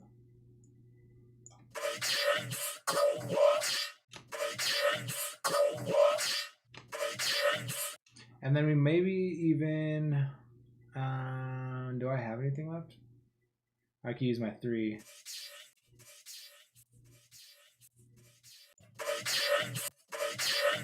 Just on the very top end, just to let it like breathe a little bit more. And then let's go ahead and... So now we can go ahead and... we EQ'd out some of those like harsh frequencies. This is what I was talking about with the last song. Or not the last song, the last sound too. Is like... not just having like one EQ on the channel, like really like going through and using the EQ when you need it. So like here, there's, and I should have done this on the last sound, but like there's already some harsh frequencies coming through just out of Serum Effects. So taming that down before throwing on a bunch of distortion, that's just going to add to the problem. I have found has helped keep the sounds kind of clean. So, you know, add some distortion, EQ a bit, maybe add some other distortion, or add whatever other stuff that you're doing that's going to be adding some harmonics or whatever, and then continue to EQ to keep it clean. Because otherwise you'll kind of do what I did with that last sound and just have all the distortion on there. Yeah, you have tons of distortion on there, and then it's just like hard to work backwards and kind of EQ that stuff out. So let's go ahead and now we can do a bit of distortion though. So now, since we used Phase Plant for the patch, we already have both Faturator and then their other distortion plugin in there. But we can do like a few different things. Like let's do Camel Crusher. Let me minimize these to make sure it doesn't get hidden behind my webcam. And then let's turn off the compressor, the mix down a little.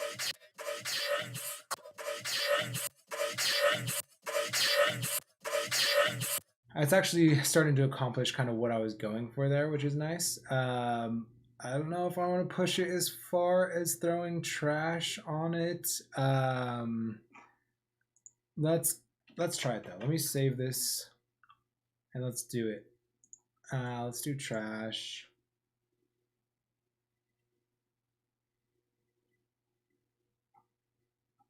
And then you guys know I like the add muscle for the not super obnoxious distortion. Whoa, that was loud. Right when I say that too.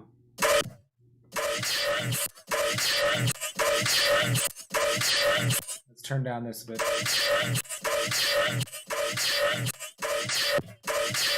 I think even that's probably about 60% right there as far as dry wet goes. I think that sounds good.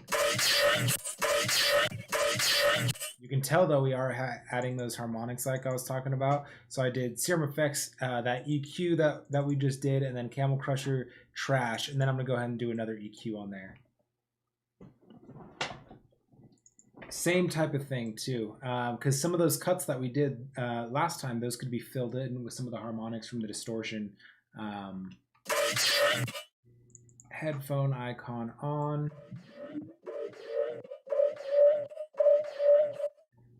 Yeah, something right there.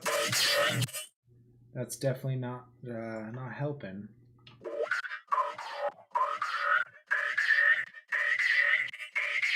There it comes.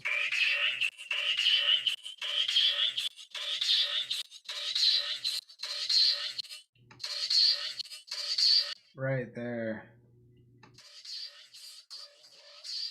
I'm gonna bring that down a good amount too. And then let's go ahead and just turn the 4 into our bell.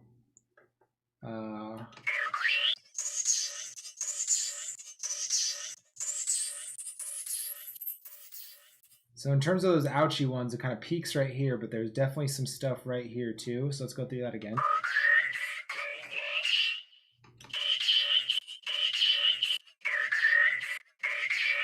Starts right there. Gets pretty bad right there. What I think I'm gonna do is just kind of add a something like this. Yeah, something like that, I think.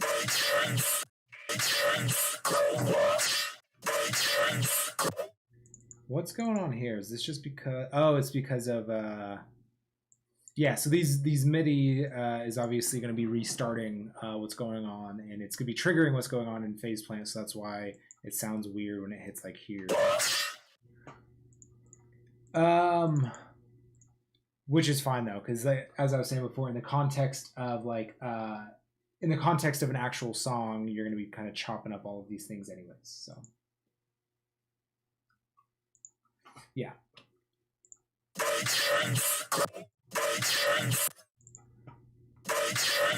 Okay, so we have this. Let's go ahead and I don't like spending too much time on this either, but it is important. So just cutting that at about 18K. And then we can do, even if we wanted to, maybe let's do the saturated too, and we'll throw that before that last EQ a little bit.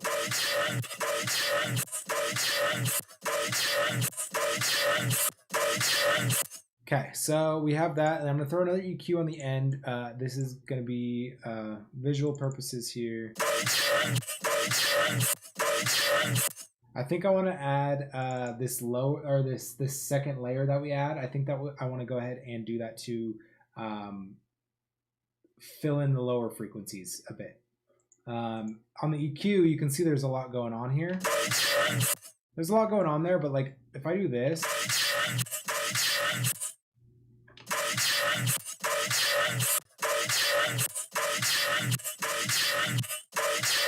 you still get like a lot of the character of the sound, because a lot of that I feel is like sitting like right in these mids, like up here, kind of where those harsh frequencies are at.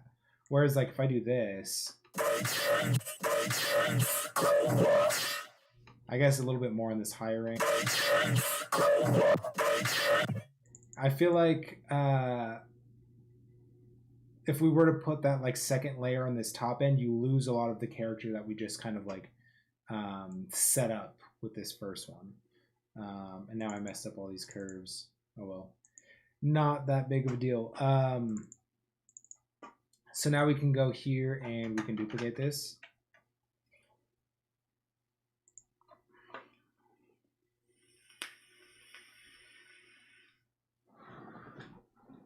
Thank you guys for all the new people that have been tuning in today as well. Thank you for all the newcomers on the Twitch. We are almost there to that 50 followers mark. It's crazy. Yeah, it's obviously not a lot, but it's kind of the first milestone in what I'm trying to do here. So I definitely do appreciate it. With those few new followers that I got, or that you guys gave me today, we're at 48. So I need two more followers. We might be able to do it today. We have an hour left on the stream. If you guys can help me get those 2 more followers, I would very much appreciate it. So if you guys are watching on Facebook and you guys do have a Twitch account, if you guys could follow me on Twitch, that helps me a ton. So I very much appreciate that.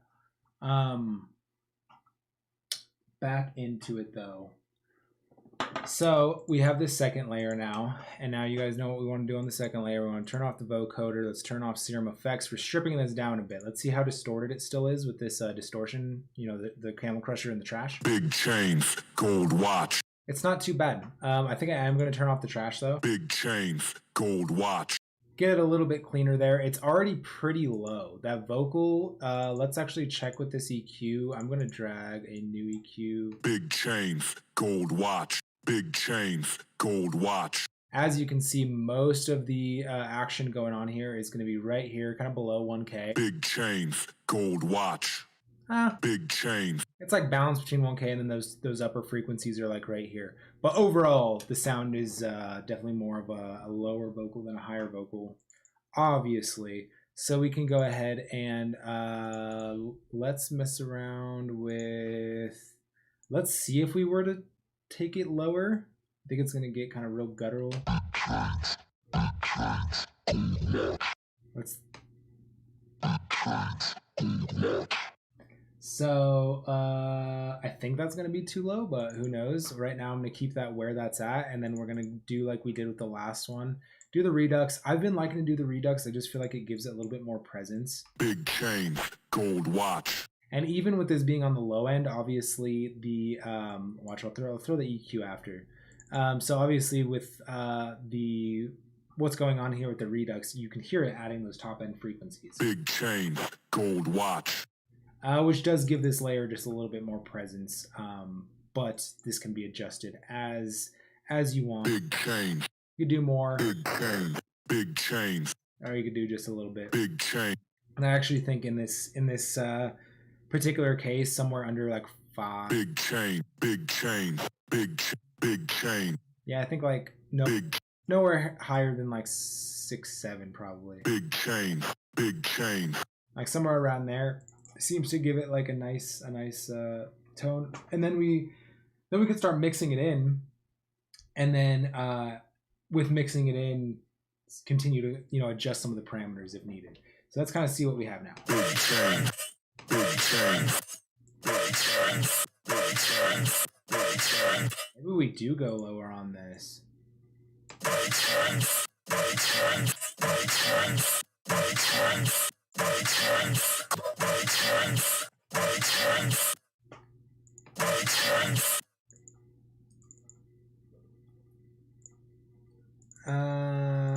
Hold on. Did I get confused here? I did get confused. Hold on.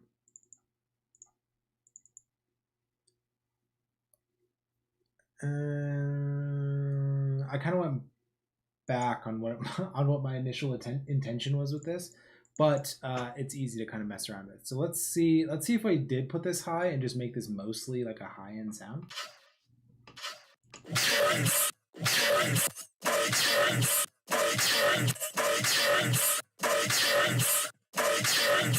So now this one.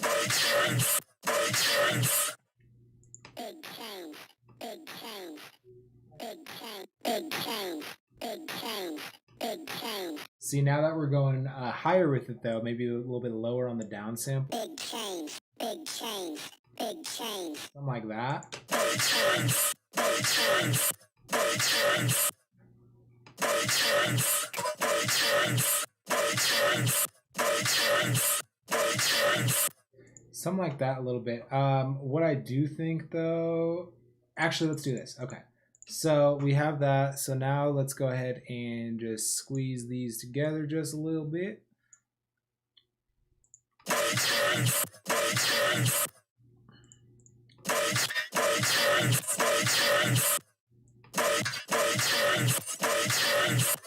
And then we can go a little bit of OTT maybe.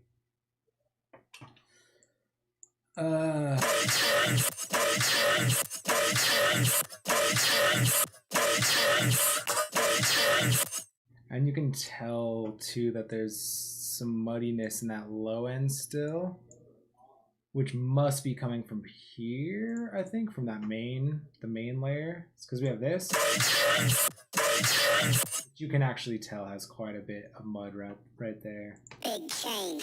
Because this is just solely sitting on that top end.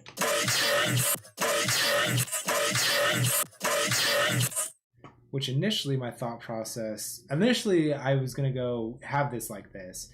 And then the way I EQ'd out the sound was to make it fit.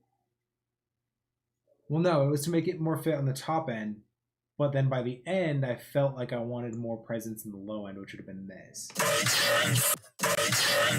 But there's still too much like mud on the bottom end to tell. And so because of that, I'm going to go in here first. We have our other EQ. Let me close these to make sure you guys can see what I'm doing. And then here, let's see. See, like I want to cut this off for sure.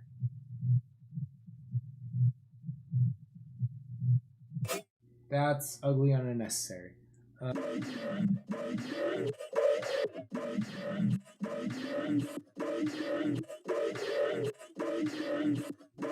I feel like it's that one, right about there.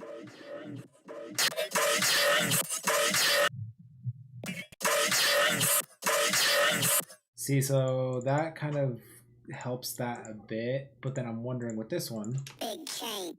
if we go here,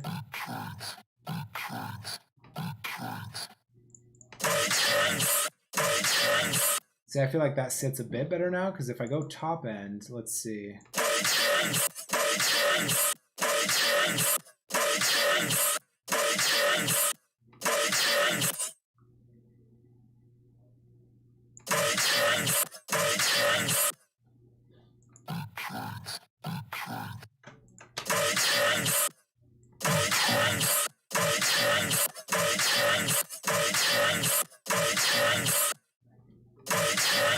It's still like almost too much on the bottom end, so I feel like what I need to do, first of all, take out that unnecessary stuff at the very bottom there. And then I feel like overall, like everything right here, maybe?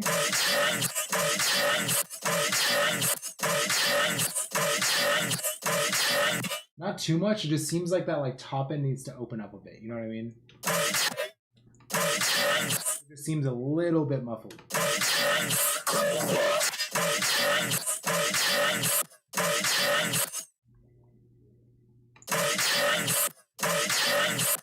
And then let's do kind of one last cleanup here. And with doing that, I'm going to go ahead and just bring this up to 130.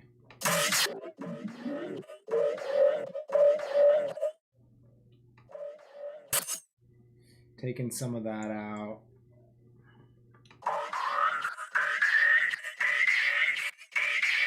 Let's take this out. And then I'm sure it gets a little bit worse on top of that.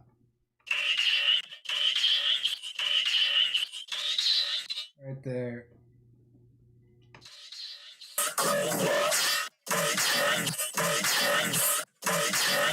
The other thing I feel like is I think that this is too aggressive.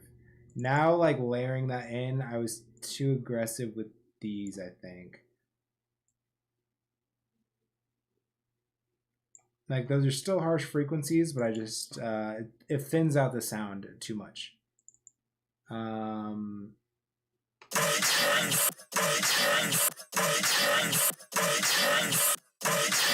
It's a bit better. Back to this EQ. And then let's go on the very top end as well. Go ahead and cut that with the ×4.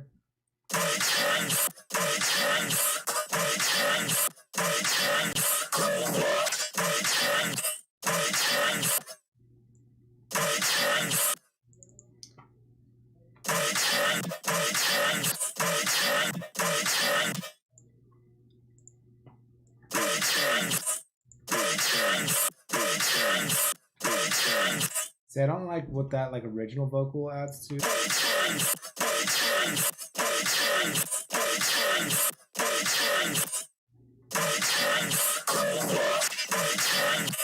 I, man. I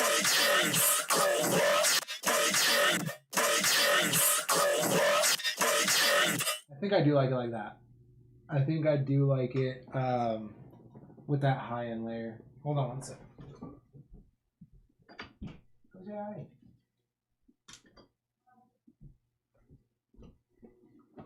All right.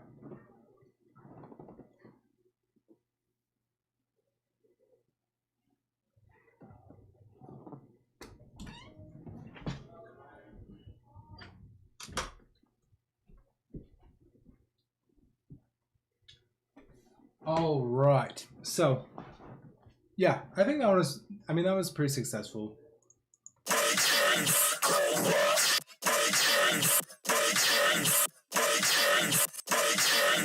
Like, I think like in the context of a song, I can really like make something like that work. It needs to like more post processing and just like some overall EQing.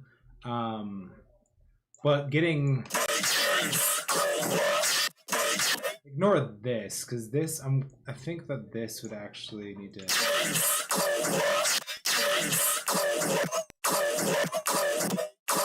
Oh, you know what? It's probably the. It's the LFO rate on the serum effects. That's what's causing it to do that. So I need to break these up so that these are more on time to be synced with that, or change that rate, I guess. But for the purposes of this, I'd say that was successful. It was a lot more successful than what I was able to do with serum. As far as routing it through serum, because before, so we have this variation of that.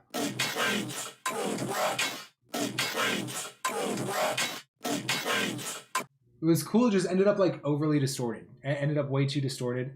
This one.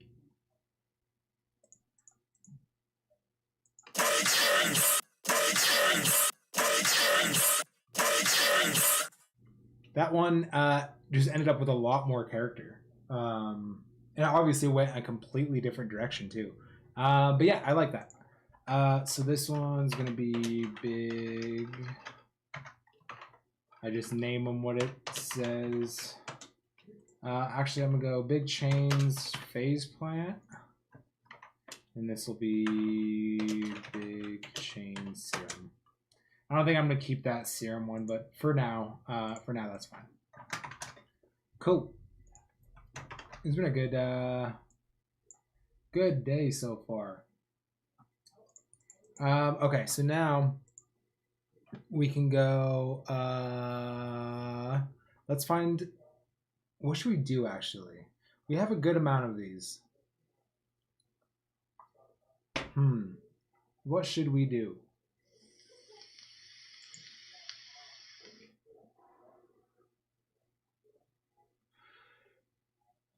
We'll make some drums. Should we make some drums maybe? I have some of these ones that I've made. I have some of these ones. I have some snares.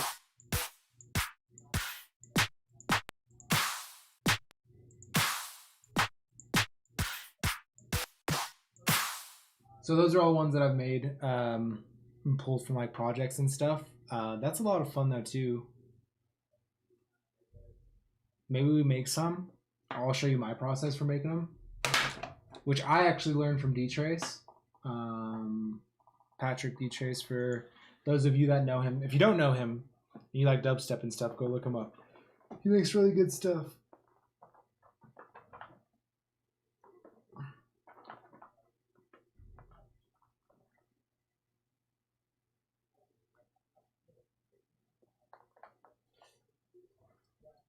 What's up, man? I haven't talked to you in a long time. Yeah, for sure. You should go check out my SoundCloud or my Spotify. I have a lot of all my music has been getting posted up on there.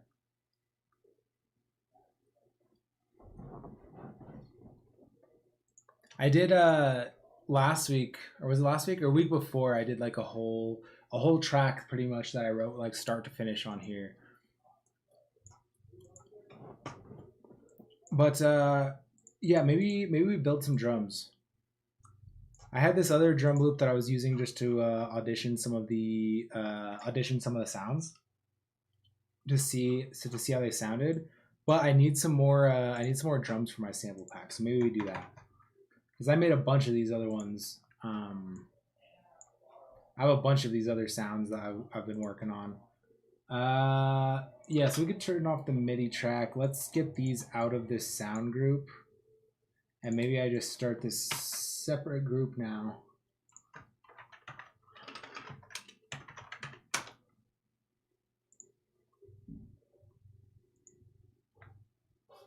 Yeah, hit me up in the DMs or something. We can hang out. If you're still around Aurora. I think oh yeah, Dante was just telling me that he ran into you not too long ago.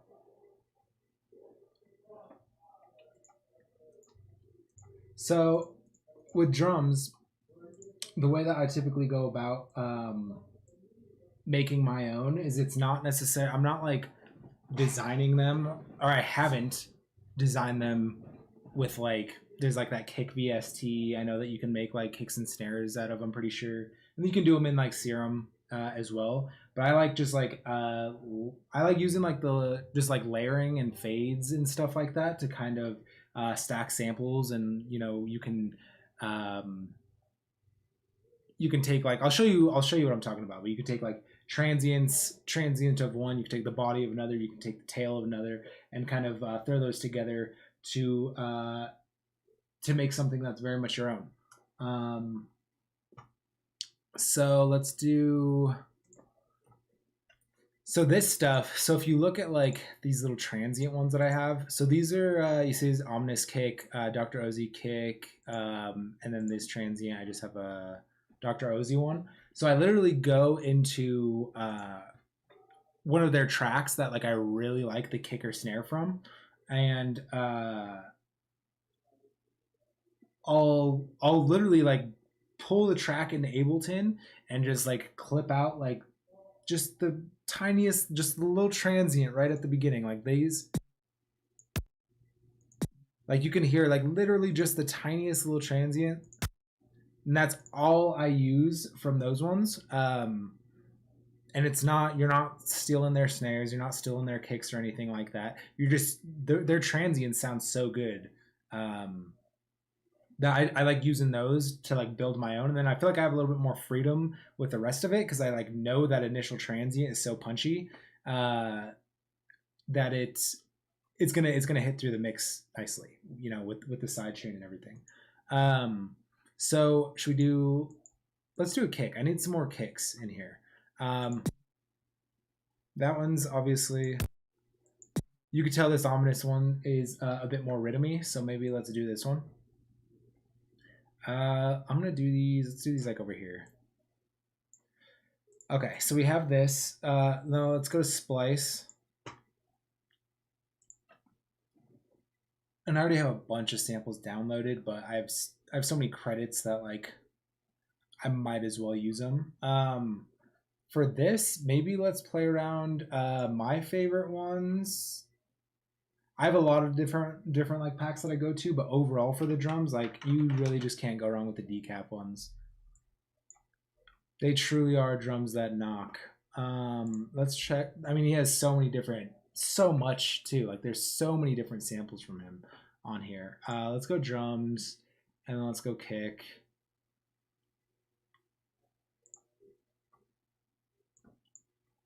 And then we can kind of see what our options are here.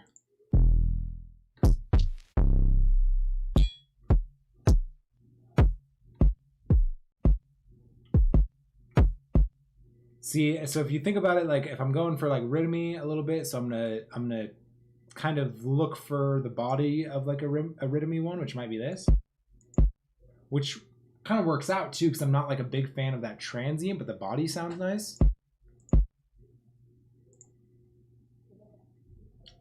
And then maybe something for like the tail end of that a little bit.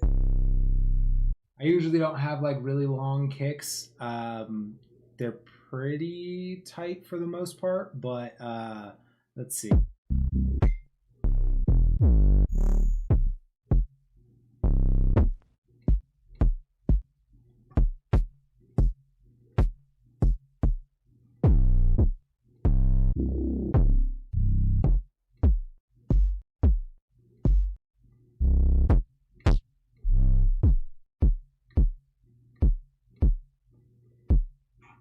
Was all these kicks from this pack?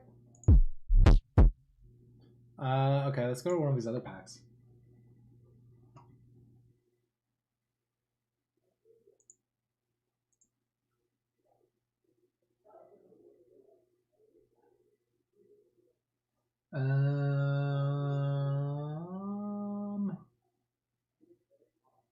Yeah, shout out to everyone that's been hopping in the stream today.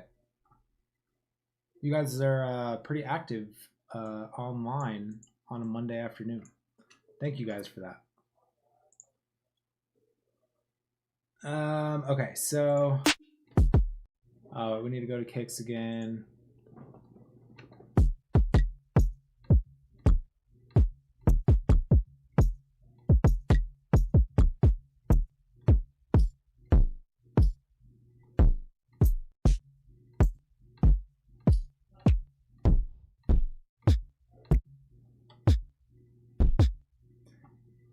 This one has like that like hat layered over it.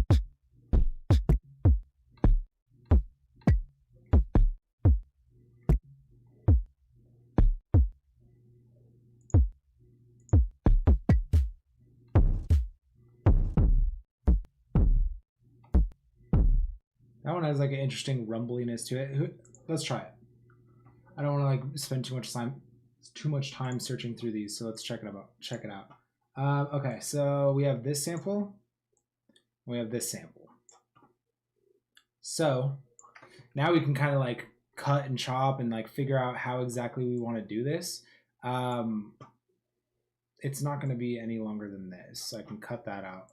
I do want just this transient here, so let me make this grid a little bit bigger. So we might have something. Let's do the transient like here, and then I'll really kind of just cut that out from there. This one is, I believe, what was going to be the body. Yeah, so this one was going to be the body. So maybe we fade this one a little bit. Let's turn this off. See what I mean? How you're getting the transient here, but then you can get that body of this one. And I have this tail one off right now. And then, so we have the body here. So maybe what we do is let's bring this back. Let's bring this back like here. And then maybe like there. And then here we don't need this, and I can cut this back if I want to, but it makes it pretty easy with the fades. Have this kind of.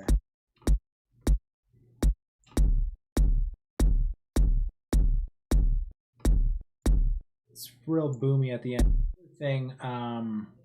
The other thing that I actually need to do here is, I could pitch them around as well too. Let me see if any of these are warped. Yeah, okay, so the warp isn't on any of these, which is what I want right here. This is a little bit too boomy for me.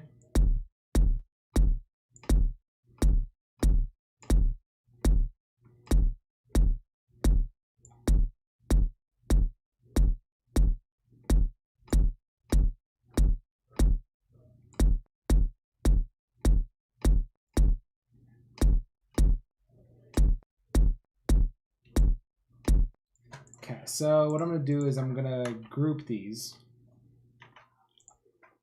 We'll just call this kick one. So, and then you can really, it's just so customizable. As you bring this back, you're going to get some of these kind of overlapping a little bit.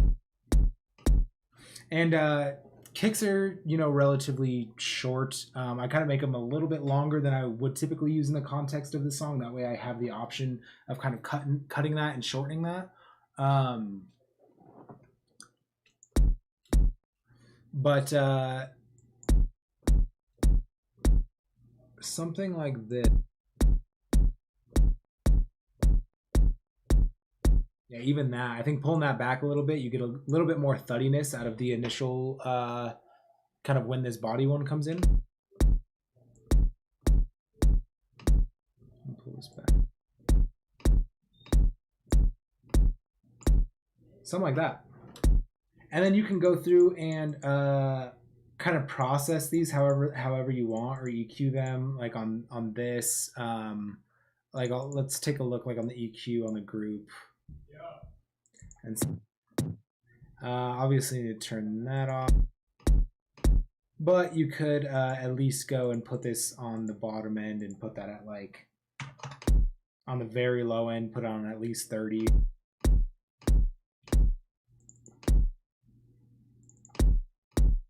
So now you're really kind of making your own drums just out of like stacking other samples and stuff like that. And I found this for me to at least be like the most intuitive, fun, and like efficient way for me to do it. Other than just like designing them in Serum and stuff, which I'm sure can be fun as well. I just like doing it this way. And I know a lot of people that do it this way as well. So you can have something like that, and then let's say, and then you can go in here as well. So if we go like drum bus, there's a lot of low end in there, but that's pretty boomy kick. And then once you throw the drum bus on there, like you have so much more control over what's going on. That transient just flying through there. Way too much, but you want it to be more like kind of hip hoppy.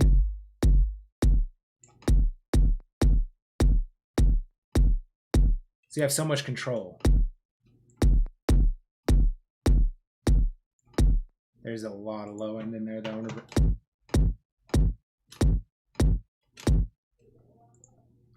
I'll let it breathe down to the 30 right now though. Something like that though. That's not too bad for like a rhythmy kind of kick. And then you could just keep going. Let's do a snare now.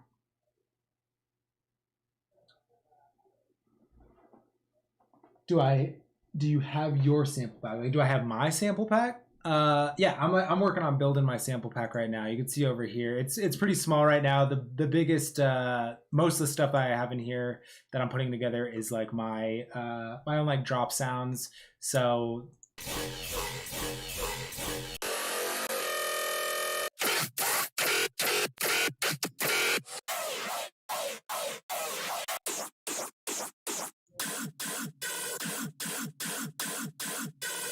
So I'm starting to work on putting together my own sample pack right now. What I'm thinking about doing is, it's not decided yet too, so don't hold me to it, but I'm thinking once I can get to this affiliate level on Twitch and I can start having like subscribers and stuff, I think one of the tiers, if you subscribe at a certain tier, then you'll get some of these extra goodies. Like I'll be giving out like some of my sample pack stuff. I might even give out like project files, really whatever. I'm probably gonna like kind of do some polls on my social media and see what people are interested in getting.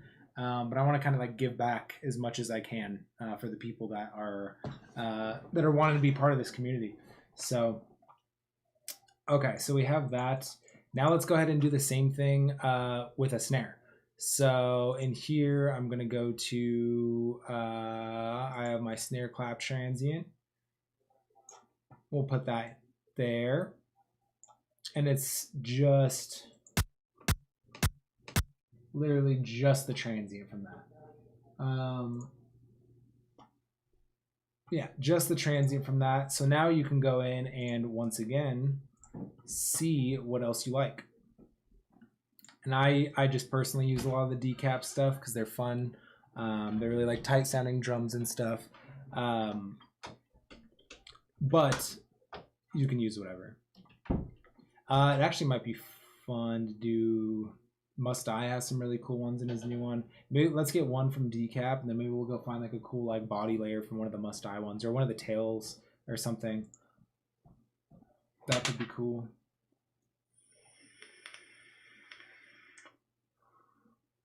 Okay, snares. See if we can get a good old kick clap going here. Let me think. So there's.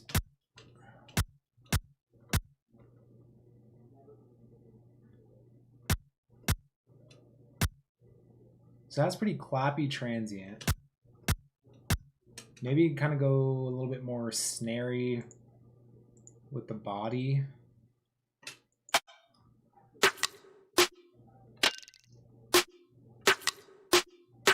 You can throw in all those cool layers and stuff too, which is what makes it fun.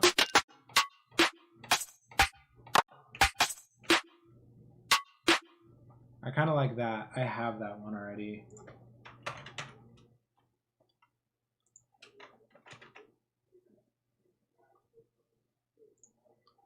So this. And you can layer, I mean, it doesn't need to be 3. Usually, like, I'll kind of at least separate it out into, like, transient body tail. But you can, I mean, you can throw whatever. You can do, like, a little shifted clap thing at the front or whatever other layers that you want to put on there. Those all work. Oops. Was that enough for them to pull it up? No. So then in Must Die's pack, he has some weird sounding stuff in here, which is cool. I like it a lot. You can see that I've been using it somewhat.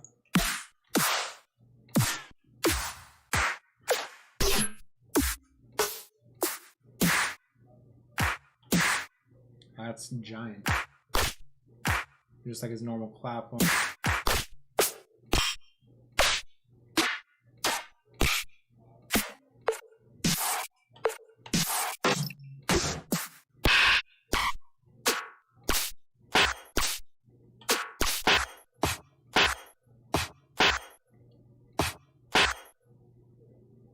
That kind of has like a cool tail to it. And that one's, I have that one already too. That one's called Launch. Yeah, One Shot Launch. That's what this one is. And you can tell this one's actually already shifted. So same type of concept here, and you can tighten up this transient as much as you want. So let's do. I'll actually probably pull this in a bit. Doesn't need to be that far out. Maybe something like this. And then with the body, gotta bring this out here. Let's turn this off. Let's group these. Oops. Let's group these. And then pull this snare one. So far we have, let's turn this layer off.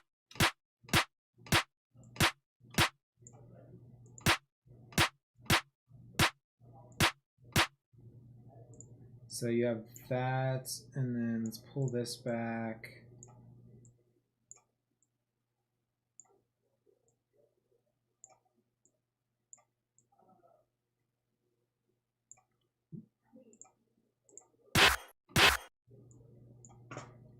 This is obviously so beefy.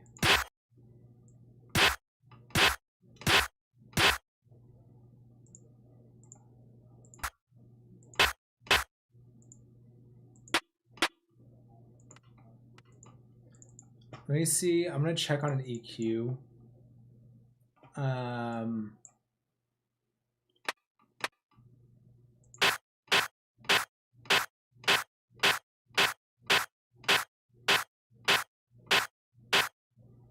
So this looks like it's hitting a G. So it looks like that's hitting a G.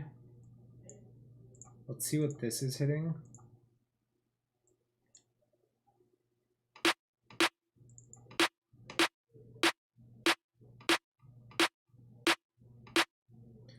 That's hitting an E. So I'm gonna adjust these. So what is that? G. So it'd be G flat, F, E. So down 3 semitones, right? Because that's not warped, that's going to slow this down, slow the sample down. But I'm going to adjust to that instead of warping it, because warping it, I could put it on repitch. But if I'm going to avoid warping it, then I'm going to do that. I just feel like you get the best audio quality. See, and now you can see that this is shifted too far over. Oh yeah, this is...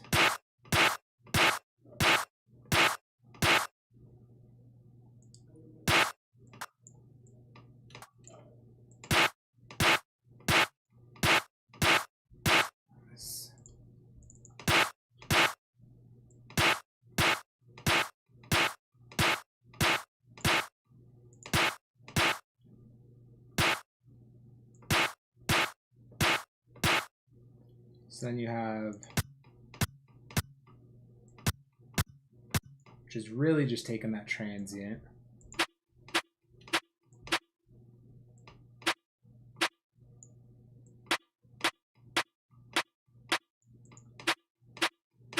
That's all you're getting from the body, and then this tail is massive. We actually tamed it down quite a bit. And then together you get the... You just want to make sure, like, with the fades, you're kind of getting the timing right, so you don't hear the, like, shift. You know what I mean? You want it to sound pretty cohesive, which is kind of the most challenging part.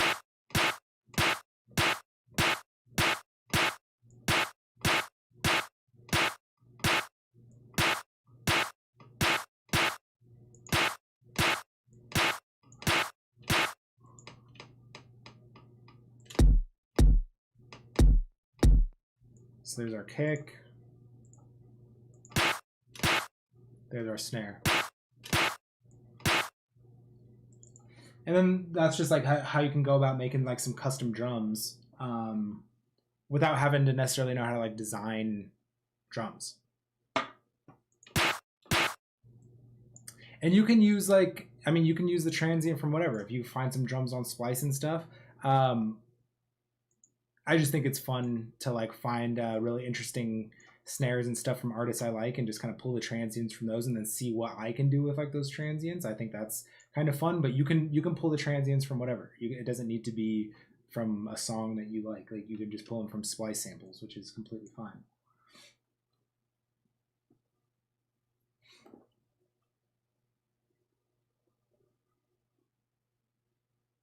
For more attack on the transient?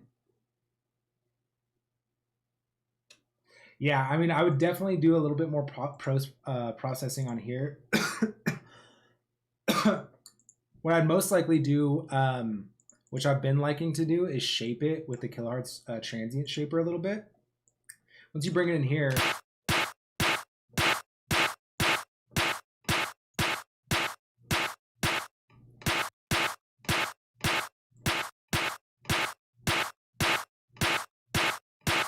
kind of like that, and then I'll usually go in here and then do like I was doing with the other one, like mess around with the drum bus a little bit.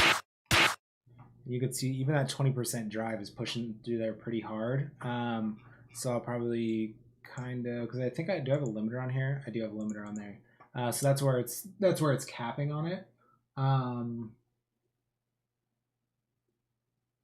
Yep, yeah, I totally understand. I'm gonna see. I'll give that a try, actually.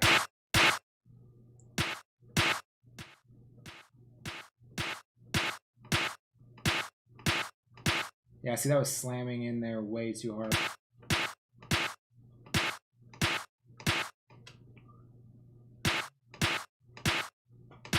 There we go. Now it's not as obnoxious. But then you can go through here.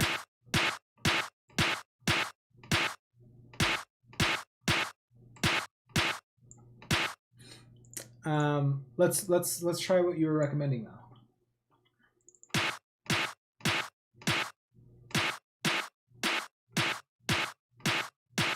I'll leave that in there for now. As I was saying before, I usually, as far as the high pass and the low passes, I'll leave those pretty wide. I guess. That way, in the context of the song, you can go in and tighten it in.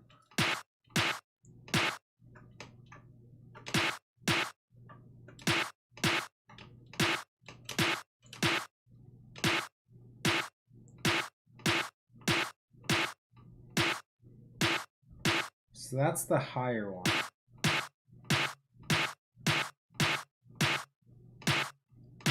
That's the one that you're talking about. So that's at C sharp.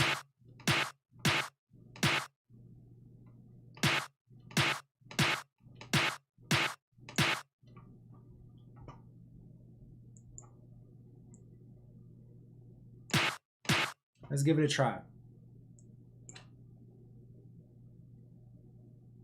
Yeah, see, that's at the C sharp. You can tell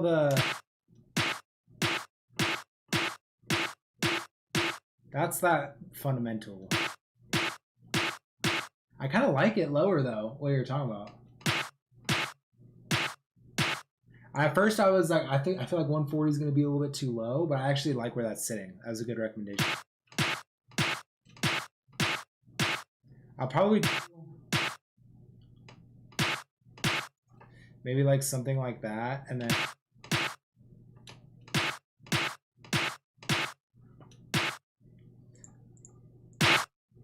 sheesh.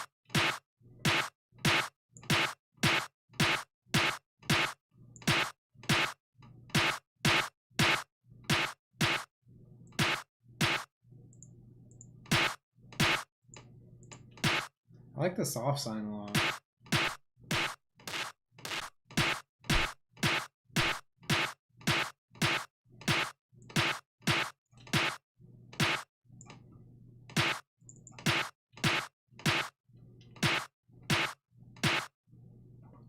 So that's that compared to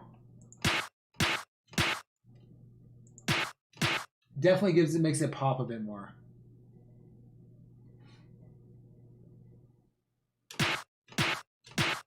I can make these a bit bigger.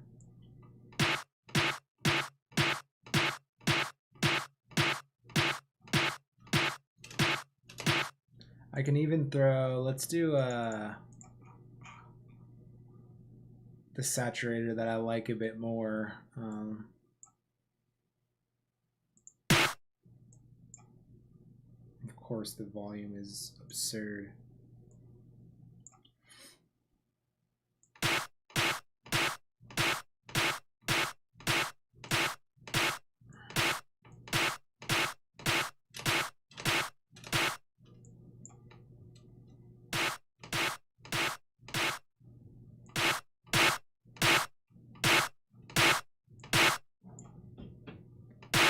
It's AB with the saturator. What's nice about the saturator is that this fuzz function like really helps, and this is the first time I'm realizing this, but it really helps like give you like that like top end buzz a bit. It's almost too much though. Yeah, you'd almost have to tone it back down a bit more like that.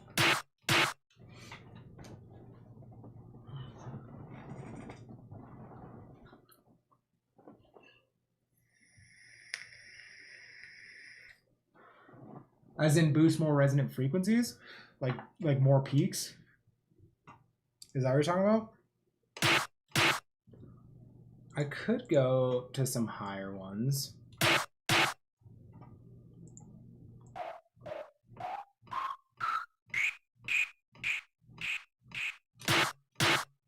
Some of these, like the noisy ones up top though, I kind of want to tone down a little bit. Yeah, like that good old... That lets that breathe a little bit.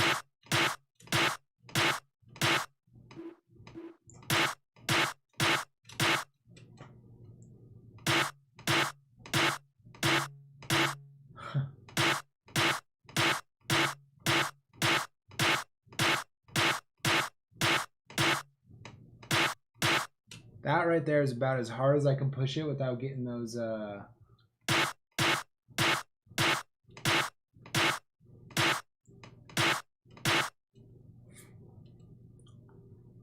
So I'm at, yeah, so we had that one.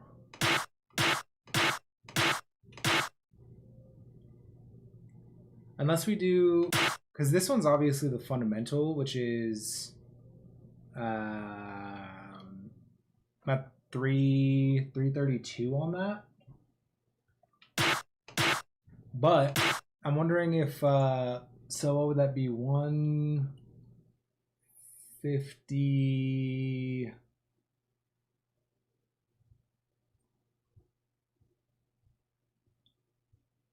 $165, right?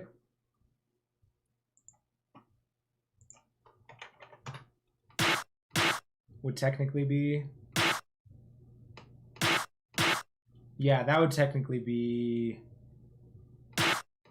Yeah, that would technically be right there. Which I think sounds pretty good. I actually like that. That has a good tone to it. This has so much low end to it, which is kind of good for rhythm sometimes, I guess. I'll probably actually roll this off not so hard and then bring this up to like, you know, bring it up. Maybe up this. Yeah. I usually like my kicks. I don't know. I go back and forth because it's like I like having like the kicks with like not so much like high end punch to them sometimes, but it really just depends on the song. So I kind of go back and forth with which ones I use. Some of them are a little bit lower, lower like that without having like such a that like high end layer.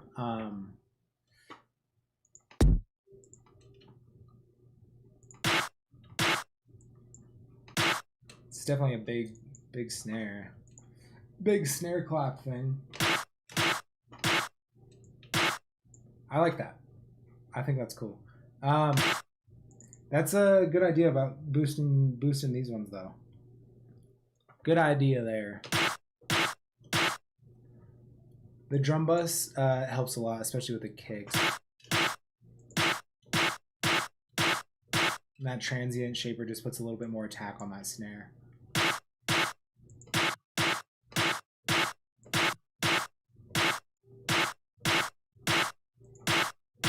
Yeah, something like that. Something like that sounds about right. Cool. So let's do maybe one or two more, which is perfect. Like I was saying earlier, I'm starting that new track tonight. I'm gonna try to get this track like started and finished this week. So this will give me some new drums to mess with too, because I already have like some of the intro elements and then obviously a bunch of drop sounds. But this will help me give me some drums too. And then I already have some like just like top loop percussion stuff. Maybe we can mess around with doing some of that too. Oops, accidentally did MIDI. We need audio.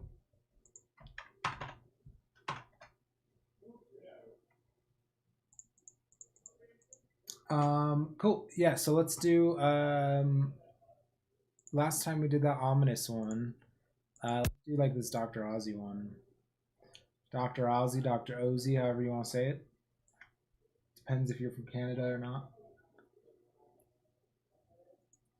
I've been saying it Dr. Ozzy like forever up until like a year ago. Until I like heard him say Dr. Ozzy.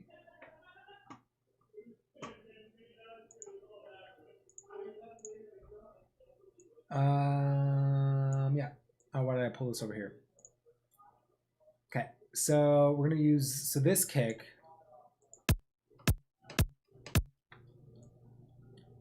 You can hear just right out of the transient. That's kind of a little bit has some more like higher frequency crunch, at least just based off of that transient. So that's kind of what I'm gonna go for here. Let's do some decap again.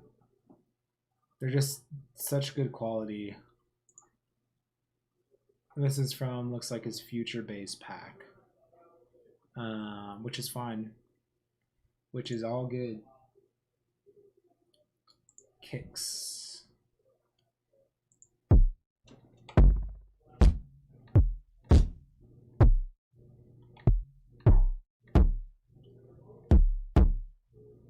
Maybe something like that. That obviously has a bit more high end to it.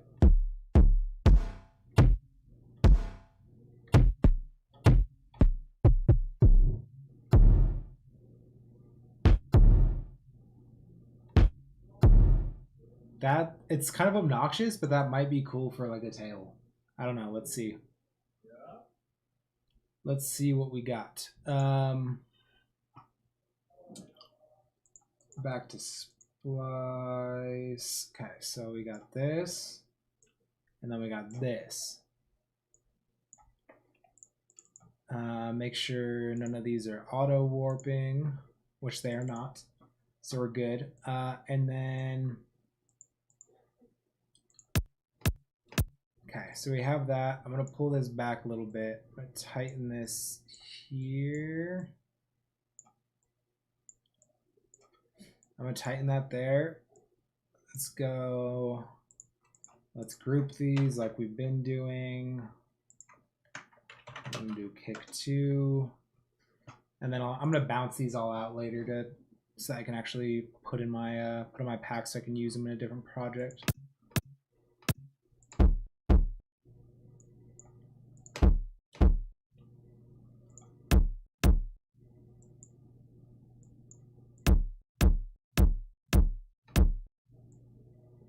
And then it has this obnoxious tail, so maybe we'll do that like let's bring this here and maybe like here-ish. Here-ish might be good. And then I can bring this back and kind of tighten that in. And then this is a bit too boomy, so we're going to tighten it up. Now you can kind of start to, you don't want this fading in too late, but this also needs to be kind of toned back. I actually want to bring this up a bit.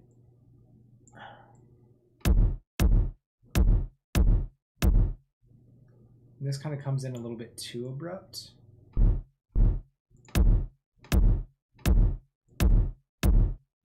And this also needs to go down.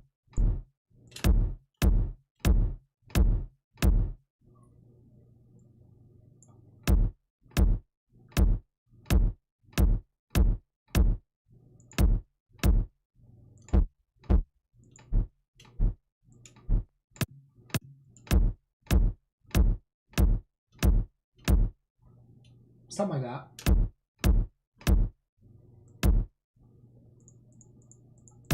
I almost like want to like give this a little bit extra like sauce, like just do maybe an erosion.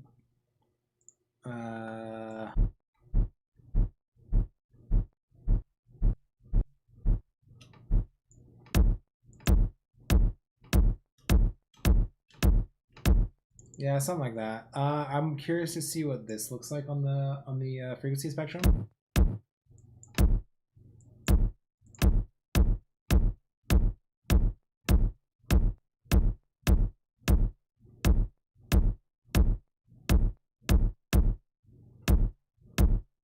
So we're hitting a G sharp right there.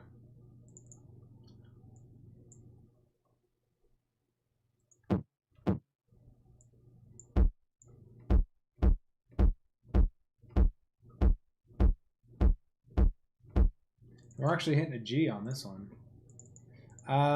Yeah, I'm gonna make this slight adjustment.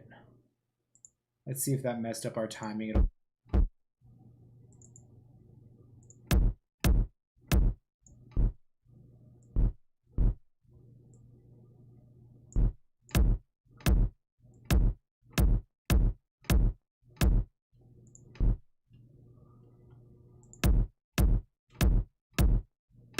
That's a bit better.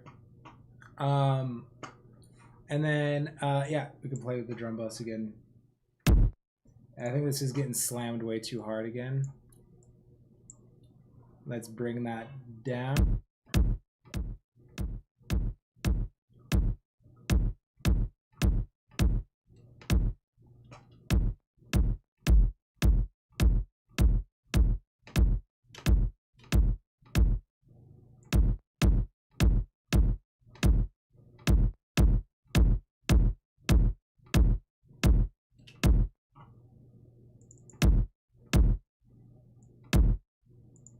That like little bit of noise on there, like I think really in a song that this would like work in, this would like work well. It's definitely not gonna work in every song on.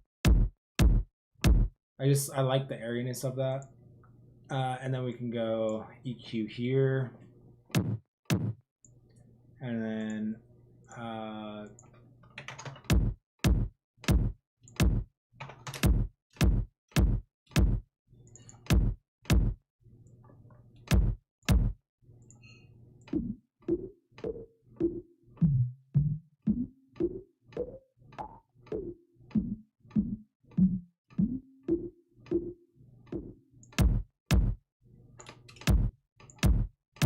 just taking that part out just to like let both the low end and the high end like breathe a little bit more, get rid of like some of the mud that comes in right in this area. And then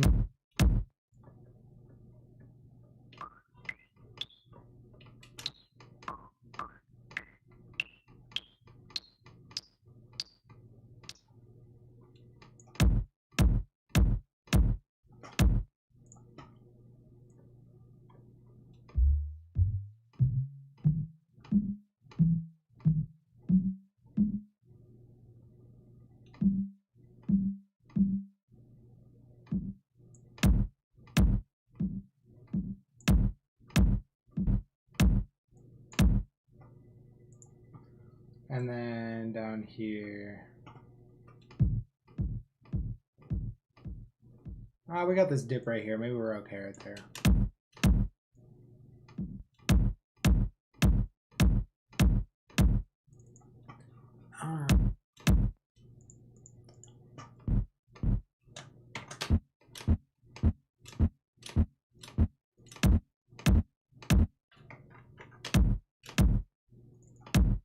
Yeah, I think something like that.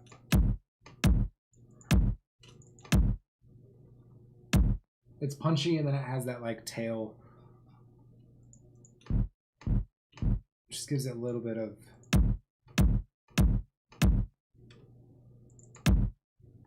noise to it, so it's not like super clean or anything. Yeah, I like that. Okay, cool. So yeah, my plan is to I'm gonna write some new music tonight. I'm gonna get started on that. Maybe I can show you guys on Wednesday when we're back and see kind of what I come up with, and maybe we'll break it down a little bit. I'll come up with something. We'll figure out something fun to do on stream. Because today I'm going to be focusing on, or not today, but this week I'm going to be focusing on like writing and getting stuff done. But I don't necessarily want to do, I might do some of the writing on stream. I don't know yet. It depends how tonight goes. Maybe on Friday we can do some type of like some challenge or something where I got to make a drop out of like a random sample or something. I don't know yet. I'm still trying to figure out the plan for this week's stream, because the week before last we were trying to finish that song. Last week we were doing a bunch of sound design to get ready for this week writing.